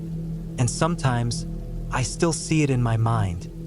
The candlelight flickering behind the cracks of that old cabin, deep in the woods, burning for no one.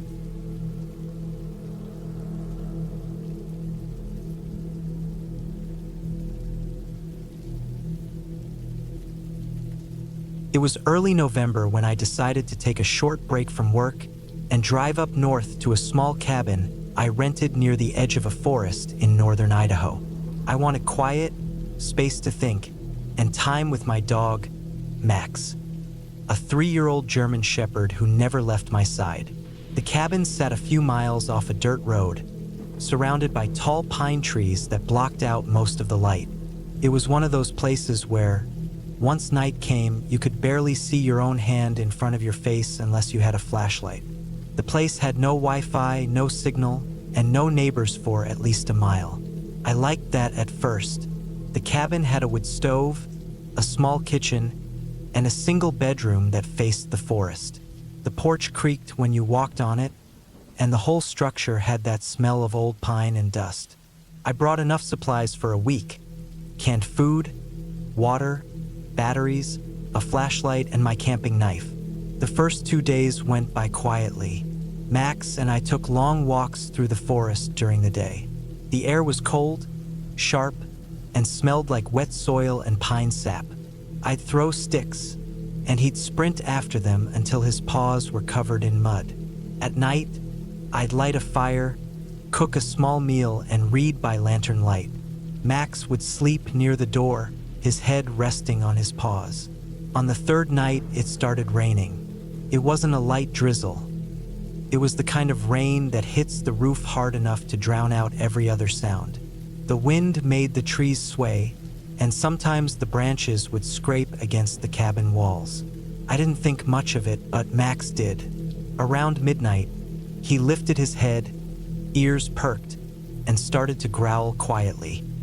His body was stiff, his eyes fixed on the window that looked toward the tree line.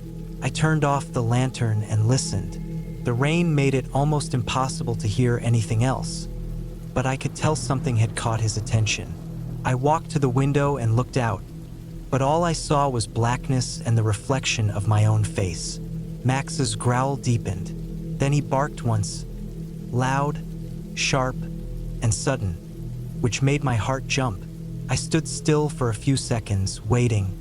Nothing, just the sound of rain and the occasional creak of the cabin.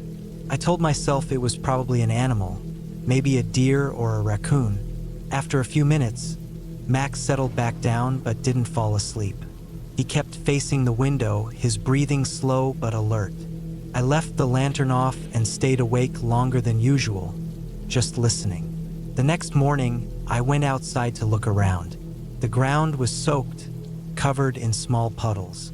I noticed something strange near the edge of the trees. Footprints. They weren't mine and they weren't animal tracks. They looked like boot prints, maybe size 10 or 11, leading from the forest toward the back of the cabin. I followed them with my eyes until they stopped just a few feet from the wall. There were no prints going back the other way. Whoever it was, they came close and didn't seem to leave. I felt my stomach tighten. I looked around, calling for Max quietly. He came trotting from the porch, tail down, sniffing the wet ground. He sniffed around those prints for a while, then started whining softly. That sound bothered me more than the tracks themselves. I didn't want to jump to conclusions, but the whole thing felt off. I checked all around the cabin. No damage, no broken locks, nothing missing. Still, I decided to keep Max inside for most of the day. The rain came back in the afternoon, heavier than before. I closed the shutters and locked the doors, something I hadn't bothered doing earlier in the week. I tried to distract myself with reading, but I kept glancing at the windows, listening for anything out of place. That night, around 2 a.m, Max woke me up again. This time he was standing at the door, growling louder, the fur on his back raised.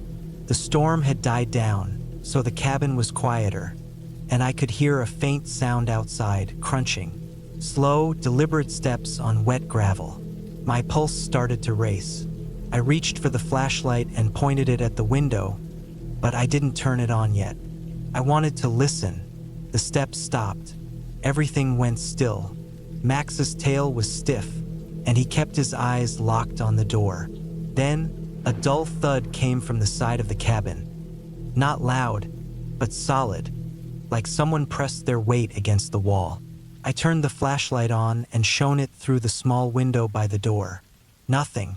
The beam caught the wet wood, the reflection of the rainwater dripping off the roof, but no movement. I stood there for a long minute, my hand tight around the flashlight, waiting for something to move. Max growled again, lower this time, like he was warning whatever was outside to stay away. I didn't sleep the rest of the night. I sat near the window with the light off, staring out into the dark, every creak and tap of rain keeping me on edge. When daylight came, I went out again. There were more boot prints, this time leading all the way around the cabin. They circled it once, maybe twice, before heading back into the trees. I followed them for a bit, careful where I stepped.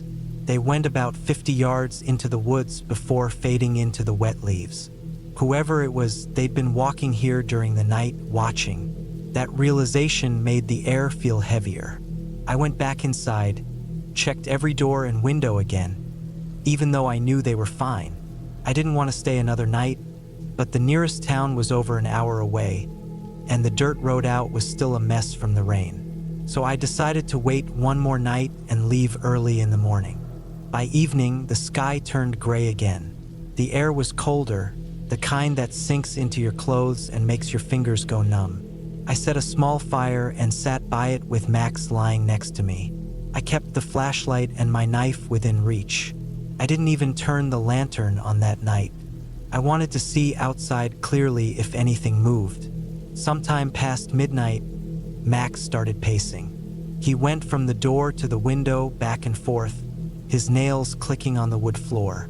Then came the sound, faint but clear, footsteps again. Not rushed, not clumsy. slow and careful. I turned the flashlight toward the window and waited. The sound came closer, maybe 10 feet away. Then silence. Suddenly, there was a scrape at the window, metal against glass, quick and harsh. I lunged forward and shone the light directly at it. For a split second, I saw the edge of something metallic, maybe a knife or a crowbar, before it dropped out of view. Max barked, lunging at the door, teeth bared. I grabbed the flashlight in one hand, the knife in the other, heart pounding so hard it made my arms shake. Then I heard running, fast footsteps moving away through the wet grass, splashing in puddles. I kept the light pointed toward the forest, but all I could see were the trees swaying. Max barked until his throat went hoarse. I didn't open the door. I didn't move until the sound was completely gone. When the sun came up, I packed everything. My hands were still shaking as I loaded the car. Near the window where the sound came from, I found the mark. A scrape in the glass and a dent in the wood frame, right where someone had tried to pry it open. I followed the muddy tracks one last time down the path, and about 100 feet out, I found something lying in the mud. A small folding knife with a cracked handle. It looked old, but it wasn't rusted. It hadn't been there long. I didn't touch it. I just looked at it for a moment, then turned back toward the cabin. Max was waiting by the car door, ears still twitching. I took one last look at that place before getting in and starting the engine. On the drive out, I couldn't stop thinking about how close that person must have been while I slept those first nights. How they might have been standing outside, just watching the cabin, hidden by the dark and the rain. I never went back to that area again. Even now, years later, when I take Max for a walk in the woods near my home, he still stops sometimes, ears pointed toward the trees, like he's listening for something I can't hear. And every time he does, I get that same cold feeling in my chest, the one I felt that night when I realized I wasn't alone out there.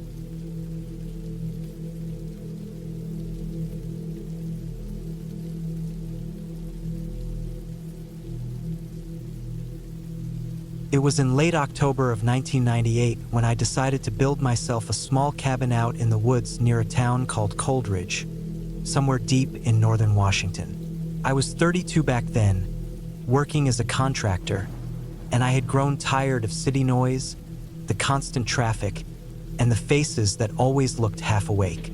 I had some savings and a beat-up old truck that could still handle the mountain roads. I wanted a quiet place to escape to on weekends, somewhere away from everything. I thought I'd build the cabin with my own hands, just a small one-room structure to stay in when I needed to get away.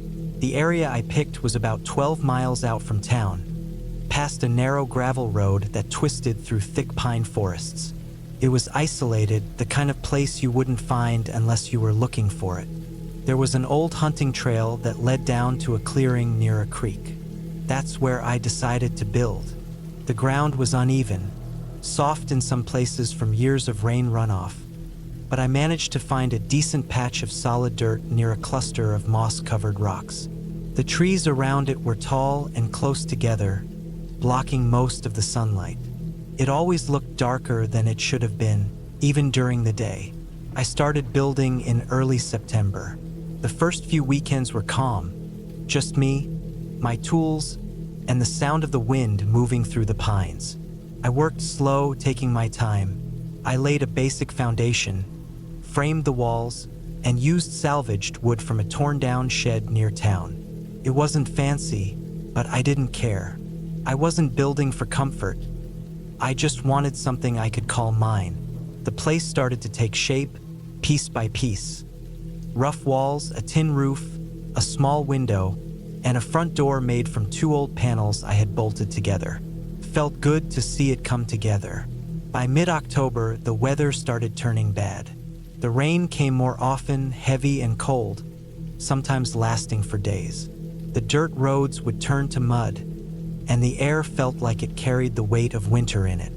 I had almost finished the cabin by then. I just needed to install the stovepipe, seal the gaps, and put in the floorboards.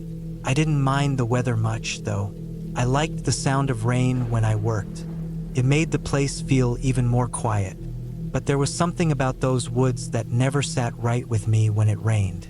When it was dry, the forest was peaceful. Birds, insects, distant animal sounds. But when it rained, everything went silent.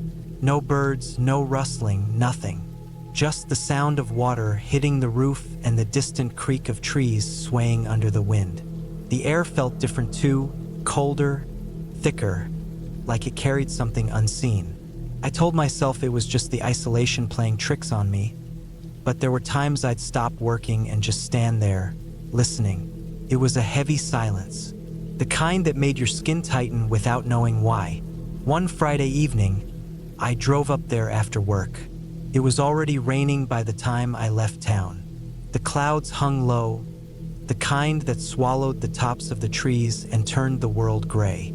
I had planned to stay the night and finish sealing the floorboards inside. I brought food, a flashlight, and my sleeping bag. The truck's headlights barely cut through the fog as I drove up the narrow dirt path, the tires slipping in the mud.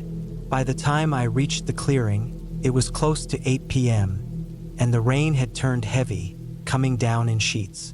The cabin looked small under the downpour, the tin roof glistening with the flicker of lightning somewhere far off. I parked close, turned off the engine, and sat there for a minute, just listening to the rain hitting the truck.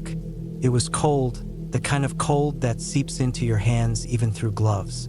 I stepped out, grabbed my gear, and rushed inside. The inside smelled of damp wood and fresh sawdust. I had left a lantern hanging from a nail by the door, and I lit it. The yellow light filled the small space, flickering against the rough walls. The floor was half finished, with gaps still showing the dirt beneath. My tools were piled in the corner, wet from the trip. I could hear the rain pounding on the roof, steady and hard. It was so loud that it almost drowned out every other sound. I worked for about 2 hours, hammering in the last of the planks, sealing cracks around the walls. The lantern light wavered every time I moved. The rain didn't stop. If anything, it got heavier. It was strange how you could feel completely shut in by sound. The constant pounding made it feel like the whole forest outside had vanished. At some point, I noticed the smell of wet earth getting stronger. I thought maybe water was leaking in somewhere. I checked around the edges of the cabin and found a small trickle running through a corner where the ground dipped. I cursed under my breath and started digging a shallow channel outside the door to divert it. That's when I noticed something that made me stop for a second. There were footprints in the mud. At first, I thought they were mine, but when I looked closer, I realized they weren't. They were smaller, almost bare-looking, and the rain hadn't washed them out completely yet, which meant they were recent. The odd thing was they didn't lead up to the cabin from the trail. They came from the opposite direction, the deep part of the woods where there wasn't any path at all. For a few seconds, I just stared at them, the rain pouring over my hood, my breath coming out white. I followed them with my eyes until they disappeared into the dark between the trees. I tried to tell myself it was just a hiker, or maybe some kid from town wandering out here earlier that day, though I knew that didn't make sense. No one came this far out for no reason. I went back inside and bolted the door, even though I knew the latch was weak. I sat on my bucket seat near the wall, listening. The rain was still loud, but now I kept trying to listen past it, listening for any break in the sound. Every creak of the cabin, every drip of water felt sharper. I kept my flashlight close, even though I didn't want to turn it on. Time passed slow. I tried to focus on my work, but my hands kept shaking every time I thought I heard something outside. A branch cracking, or maybe just the rain hitting harder in one spot. It went on like that for hours. I didn't even realize how late it was until I noticed the lantern had started to dim. When I finally decided to lie down in the corner to rest, I couldn't relax. I kept staring at the door. The rain had softened a bit, and now there were gaps of silence between gusts of wind. I don't know what time it was, probably around 3 a.m. when I heard it. It was faint, but I heard footsteps outside. Not quick ones, not like someone running. Just slow, steady steps in the mud. It stopped right outside the cabin. My stomach turned cold. The sound of someone standing there, maybe just a few feet from the wall. Then there was a soft scrape, like something brushing against the wooden siding. I stayed still, barely breathing. I could hear my own heartbeat. The footsteps shifted again, moving toward the window, slow and deliberate. The glass was small, high up, and covered with rain streaks. I could see nothing but the faint light of the lantern against it. For maybe half a minute, everything stayed still. Then, without any sound, it was gone. No footsteps walking away, just the rain picking up again. I didn't sleep that night. I sat there with my flashlight on, waiting for the first light of morning. When the sun finally rose, gray and weak, I went outside. The ground was soaked, the clearing covered in puddles. The footprints were still there, clearer now in daylight. They circled the cabin once, then disappeared toward the woods. I followed them for a few yards before they vanished into soft mud. Whoever it was had walked barefoot, their feet sinking deep. I never found out who it was. A week later, I finished the cabin, but I never stayed there again. I left most of my tools inside, locked the door, and drove away. I told myself I'd come back when the weather got better, but I never did. Months later, I sold the property. Sometimes, when it rains at night, I still think about that place. The sound of the rain on the tin roof, the smell of wet earth, and those quiet footsteps outside. I know there was no ghost, nothing supernatural. It was just someone out there in the dark. But that somehow makes it worse, because someone had found me in a place where no one should have been.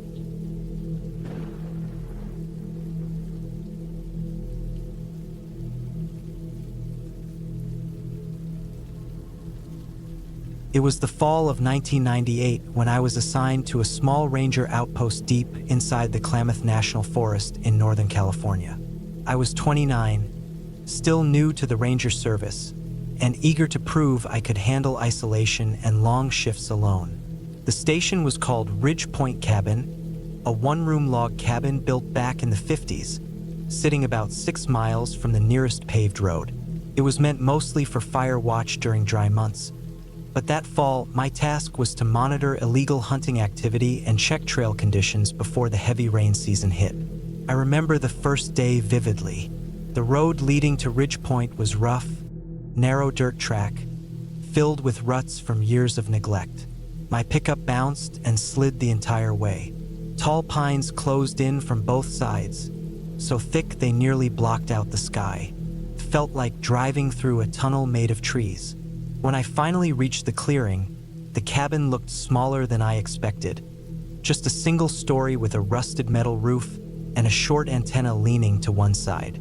Behind it stretched a steep slope that dropped into a valley full of black fir trees. Inside, it smelled of wood smoke, dust, and something faintly metallic, like dried blood or old tools. There was a cot, a steel stove, a desk with an old radio, and a single shelf with a few supplies.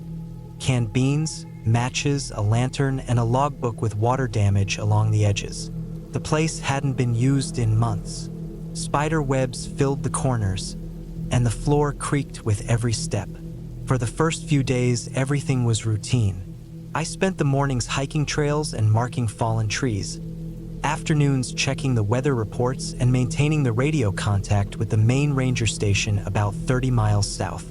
Nights were quiet except for wind rattling through the trees and the occasional rustle of small animals outside. It was lonely but peaceful. Then the rain started, came down hard for days without pause. The dirt road washed out quickly, turning into a deep, muddy mess. My pickup wasn't going anywhere. I was effectively stuck until the weather cleared. The main station knew that. They told me to sit tight and keep reporting daily through the shortwave. But after 3 days, the signal began to cut in and out. By the fifth day, it was gone completely. I checked the wiring, the antenna, everything. The equipment looked fine. Maybe lightning had hit one of the repeaters further down the valley. I wasn't too worried at first. I had enough food for another week, plenty of firewood, and water from the rain barrel outside. What did start to bother me were the noises. At first, it was only at night. Faint, quick sounds near the tree line, like branches snapping or heavy footsteps moving through wet brush. I figured it was a deer or maybe a black bear. But one night, just past midnight, I heard something closer. Something dragging across the gravel outside, slow and heavy, then stopping right against the wall. I froze on the cot, listening. The rain was pouring, wind howling through the cracks, but I could still make it out. A scraping like metal against wood. My flashlight beam shook as I turned it toward the door, half expecting it to open. But nothing happened. Just that dragging sound for maybe 20 seconds, then silence. In the morning, I went out to check. The rain had turned the clearing into a swamp, mud up to my ankles. Around the cabin, I found marks in the ground, long shallow grooves leading toward the edge of the trees. They looked like something heavy had been pulled through the mud. No clear footprints, though. I tried to convince myself it was debris moved by runoff, maybe a fallen branch washed by the water. But deep down, I knew that didn't fit. Over the next 2 nights, I barely slept. Every time I drifted off, I'd wake to some new noise. Thuds on the porch, faint rattling on the windows, or the same dragging sound circling the cabin. I started keeping my flashlight and my service revolver right beside me. I didn't want to admit it, but I was getting scared. On the 6th morning, the rain finally lightened to a mist. I decided I couldn't take sitting inside anymore. I put on my poncho and hiked down the slope behind the cabin to where the valley opened. The ground was soft and slippery, and the forest was silent except for dripping water. A mile down, near the creek, I found something that made my stomach turn. It was an old blue tent, half collapsed, its fabric torn apart. Around it were scattered pieces of gear, a camping stove, a boot, a ripped sleeping bag. Everything was soaked and looked like it had been there for days, maybe weeks. I found a backpack too, half buried in mud. Inside were a few clothes, a water bottle, and a small notepad. The pages were smeared with water, but I could still read some of it. It looked like a journal. The last entry was short. Asterisk, heard something last night. Not an animal. Don't know what to do. Might head back in the morning. Asterisk, there was no sign of the person who wrote it. I collected what I could and brought it back to the cabin, but the image of that tent stuck in my head. The dragging sound, the missing camper. I couldn't shake the connection. That night, I barricaded the door with the desk and kept the lamp burning low. Rain started again around midnight. The wind picked up, howling harder than before. I sat awake, staring at the door, listening. Then it happened again. The dragging sound came back, louder this time, moving along the wall toward the front. Then a sharp thud hit the porch. Something heavy dropped. I gripped the revolver so hard my hand ached. My heart was pounding, the sound of blood in my ears louder than the storm. The doorknob rattled once, then stopped. For the rest of the night, I didn't move. When morning came, I opened the door slowly. The rain had stopped completely for the first time in a week. The clearing was a mess of mud and debris. Right in front of the porch lay what had caused the thud. A massive branch, or at least I thought it was at first. But when I looked closer, I saw it wasn't wood at all. It was a broken section of an aluminum canoe, bent and covered in scratches. It must have been washed down from somewhere up the ridge, I told myself, though the slope was wrong for that. I dragged it aside and decided then I wasn't waiting any longer. I packed what I could into a waterproof bag, took my map, and started hiking down toward the main ranger road. It was supposed to be 6 miles, but the rain and mud made it feel like 20. I didn't stop once to rest. Every few minutes, I thought I heard something behind me. Branches breaking, faint splashes in puddles. I didn't look back. I just kept moving, breath burning in my throat, until I finally reached the road. When I got back to the main station, my supervisor looked at me like I'd seen a ghost. I told him everything I'd found. The noises, the marks, the tent. Search teams went out the next day. They found more of the same. Torn camping gear, bits of metal, and what looked like animal tracks mixed with human ones. No body, no real answers. A few months later, they shut down Ridge Point Cabin. Said the structure was unsafe, too far out to justify keeping it up. They never mentioned the missing camper again. I still think about those nights sometimes, the way the sound moved slowly around the walls, deliberate and heavy. Maybe it was just an animal, a bear dragging a kill, maybe even a mountain lion. But sometimes, when I'm alone in the woods and the rain starts to fall, I remember that dragging noise and the marks in the mud. And every time I think about going back up there, I stop myself. Because whatever it was out there that week, I don't think it wanted me to leave. I think it wanted me to stay and listen just a little longer. That's why I never went back to Ridge Point. Not once. I put in for transfers after that, worked lowland stations closer to towns, where there were people around. The forest feels different when you've spent nights listening to something that doesn't want you to see it. All I know is that the sound was real. The missing camper was real. And the cabin. It's probably still standing somewhere up there, buried under vines and moss, waiting for someone else to walk through its door when the rain starts again.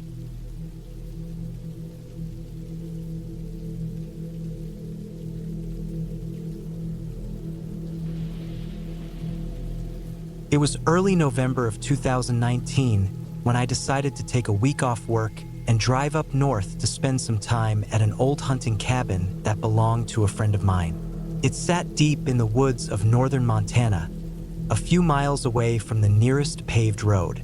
I had been there once before in the summer, but this time, I wanted to experience the quiet in the colder season. Just me, my rifle, and the sound of the forest.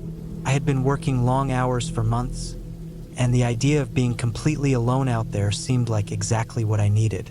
The cabin wasn't much. A single-story wooden structure with a tin roof that made noise when the wind blew through the trees.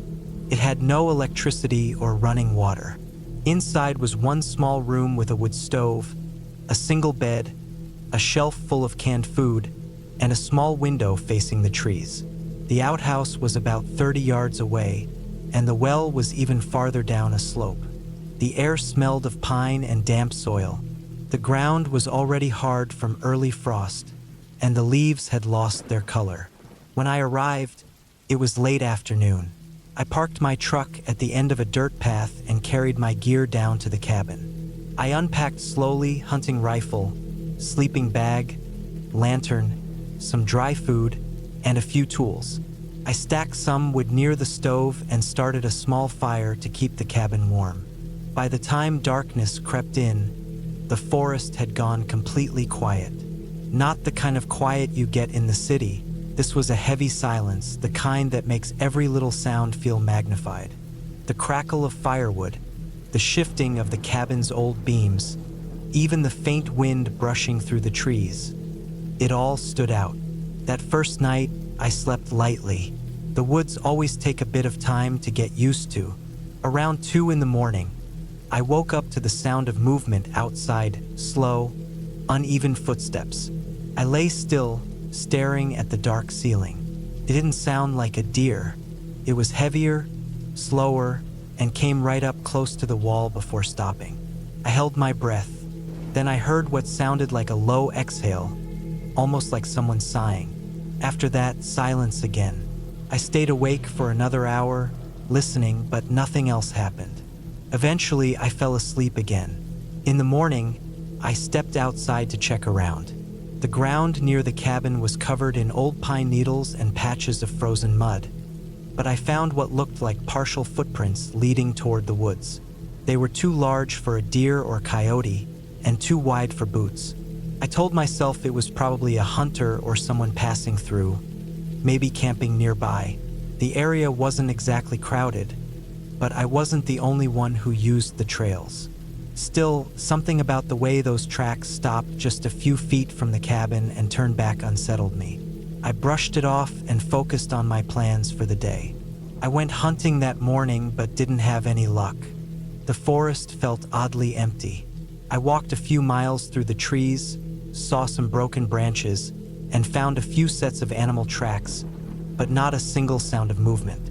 No birds, no rustling, nothing. The stillness made me uneasy. By the time I got back to the cabin, it was already getting dark again. The sky turned gray and heavy with clouds. I made a small meal on the stove and sat by the fire for a while, watching the flames dance and listening to the faint creak of the cabin in the wind. That night, it happened again. The footsteps came back, slower this time, like someone walking in a circle around the cabin. I didn't move. I kept the lantern off and listened carefully. The sound circled once, then stopped near the door. There was a faint scraping noise, like something dragging across the wood. My heartbeat felt loud in my chest. I reached for my rifle and waited. The sound stopped. I didn't hear anything after that. I didn't sleep much that night either. By the third day, the unease had settled into me completely. I started checking the woods more carefully when I went out. I didn't see anyone, but I found more prints along the trail. Same shape, same uneven spacing. It was like whoever it was had a limp. That afternoon, I hiked farther up the ridge behind the cabin, hoping to spot some game or at least clear my head. I found nothing. The forest was empty, too quiet for how it should have been that time of year. The only sound was the crunch of my boots on the frozen ground. When I got back to the cabin before sunset, I noticed something strange. My stack of firewood by the door had been shifted. Not all of it, just a few logs, like someone had moved them, maybe sat there. The dirt near the step looked disturbed, though I couldn't see any clear prints. It had been cold enough that the ground was stiff, so anything light wouldn't have left a mark. I looked around for a while, then went inside and locked the door. That night, I kept the fire small and stayed awake most of the time, listening again. Nothing came close to the cabin that I could tell, but the feeling of being watched never left. On the fifth day, I found something that made me decide to leave.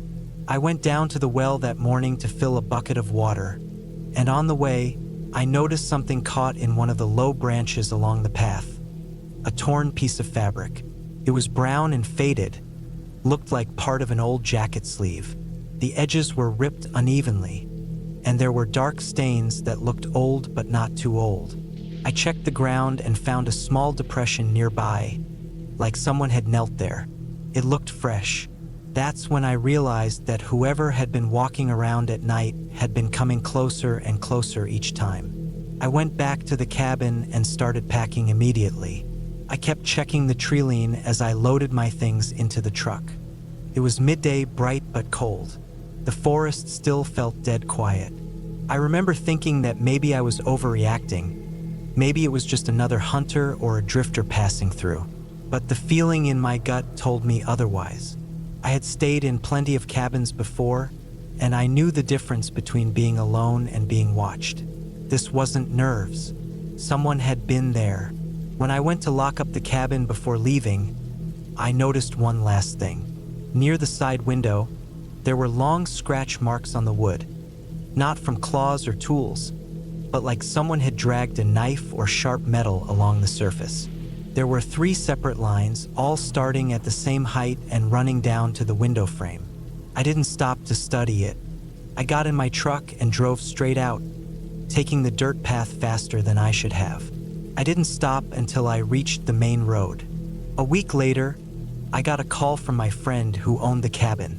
He said someone had broken into it sometime after I left.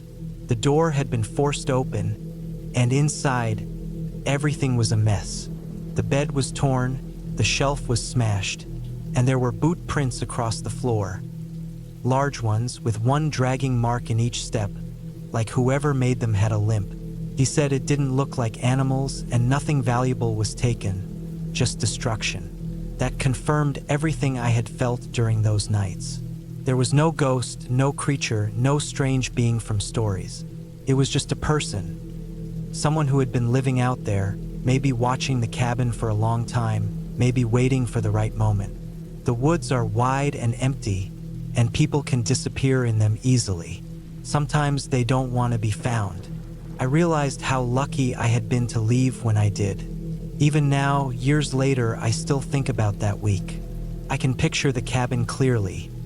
The smell of the wood smoke, the sound of the wind through the trees, the silence that wrapped around everything. But what I remember most is that feeling at night, lying there in the dark, knowing that someone was just outside, standing still, listening. Not a ghost or a monster, just another person, hidden in the trees, watching me breathe through the cabin walls.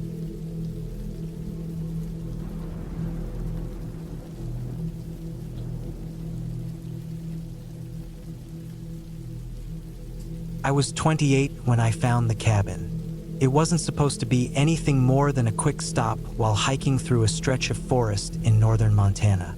I had driven up from Billings for a long weekend, hoping to get away from the noise and stress of my job. I wanted quiet, just me, the trees, and a few miles of trail that barely anyone used anymore. I parked my truck near an old logging road, slung my backpack over my shoulder, and started walking north. The first 2 hours were calm. The forest was silent except for the sound of my boots crunching on the dirt path and the wind moving through the pine trees. The air was cool and smelled clean, like rain was coming even though the sky was clear. After a while, I noticed the trail had started to narrow. It wasn't on my printed map anymore, but it looked like it continued uphill, so I kept following it. By late afternoon, my legs were sore, and I started thinking about setting up my tent before dark. That's when I saw it, the cabin. It was tucked between two tall spruces, maybe 40 yards off the trail, half hidden by brush. At first I thought it was just another rotted out shed, but when I got closer, I could see the shape of a porch and a roof that was mostly intact. The place looked ancient, the kind of thing built in the 1940s or maybe earlier. The walls were made of gray logs that had started to split and peel. The windows were empty, no glass left, just dark openings. The front door hung crooked on one hinge. The ground around it was covered with old cans, broken bottles, and pieces of rusted metal. It didn't look like anyone had been there in decades. I felt uneasy right away, though I didn't know why. It wasn't fear exactly, more like that strange, heavy feeling you get when something just doesn't sit right. Still, I was tired, and the idea of sleeping under a roof sounded better than setting up a tent on damp ground. I decided to check it out. Inside, it smelled like mold, dirt, and old wood. The floor was soft and uneven, and there were leaves scattered everywhere. In the corner stood a rusted stove, the kind you'd burn firewood in, with a cracked pipe running up through the ceiling. There was a small wooden table pushed against the wall and two broken chairs. On one side, I saw a doorway leading into what looked like a single back room. I dropped my bag by the wall and started looking around. The walls were covered with faint marks, scratches, small dents, places where the wood looked almost carved by something sharp. Could have just been age, but some of it looked intentional. The corners of the marks were too straight, too even. It made me pause for a minute. I stepped into the back room. It was darker, colder too. The air felt heavier in there. There was an old metal bed frame with no mattress, just rusty springs. Next to it was a half-broken cabinet with a few jars inside. One still had something in it, a dark brownish lump that might have been food once. I didn't touch it. The smell was awful. The floor near the back wall was warped. When I pressed my boot against one of the boards, it sank a little. That made me curious. I knelt down and pushed at it again, harder this time, and the wood cracked. Underneath was a small hole. Not big enough for anything major, but it looked like something had been hidden there once. I dug at the dirt with a stick until I hit metal. It was an old tin box, rusted and half decayed. Inside, there were only a few things: a photograph, a pocket knife, and a small folded paper. The photo was black and white, faded so badly I could barely make out the faces. Looked like a man and a woman standing in front of what might have been the same cabin. The paper had writing on it, but it was smudged and torn. I could only read a few words: "Stay out," "No trust," and "Gone." The rest was unreadable. I felt a chill crawl up my arms. I don't know why, but I put the things back in the box and pushed it under the floor again.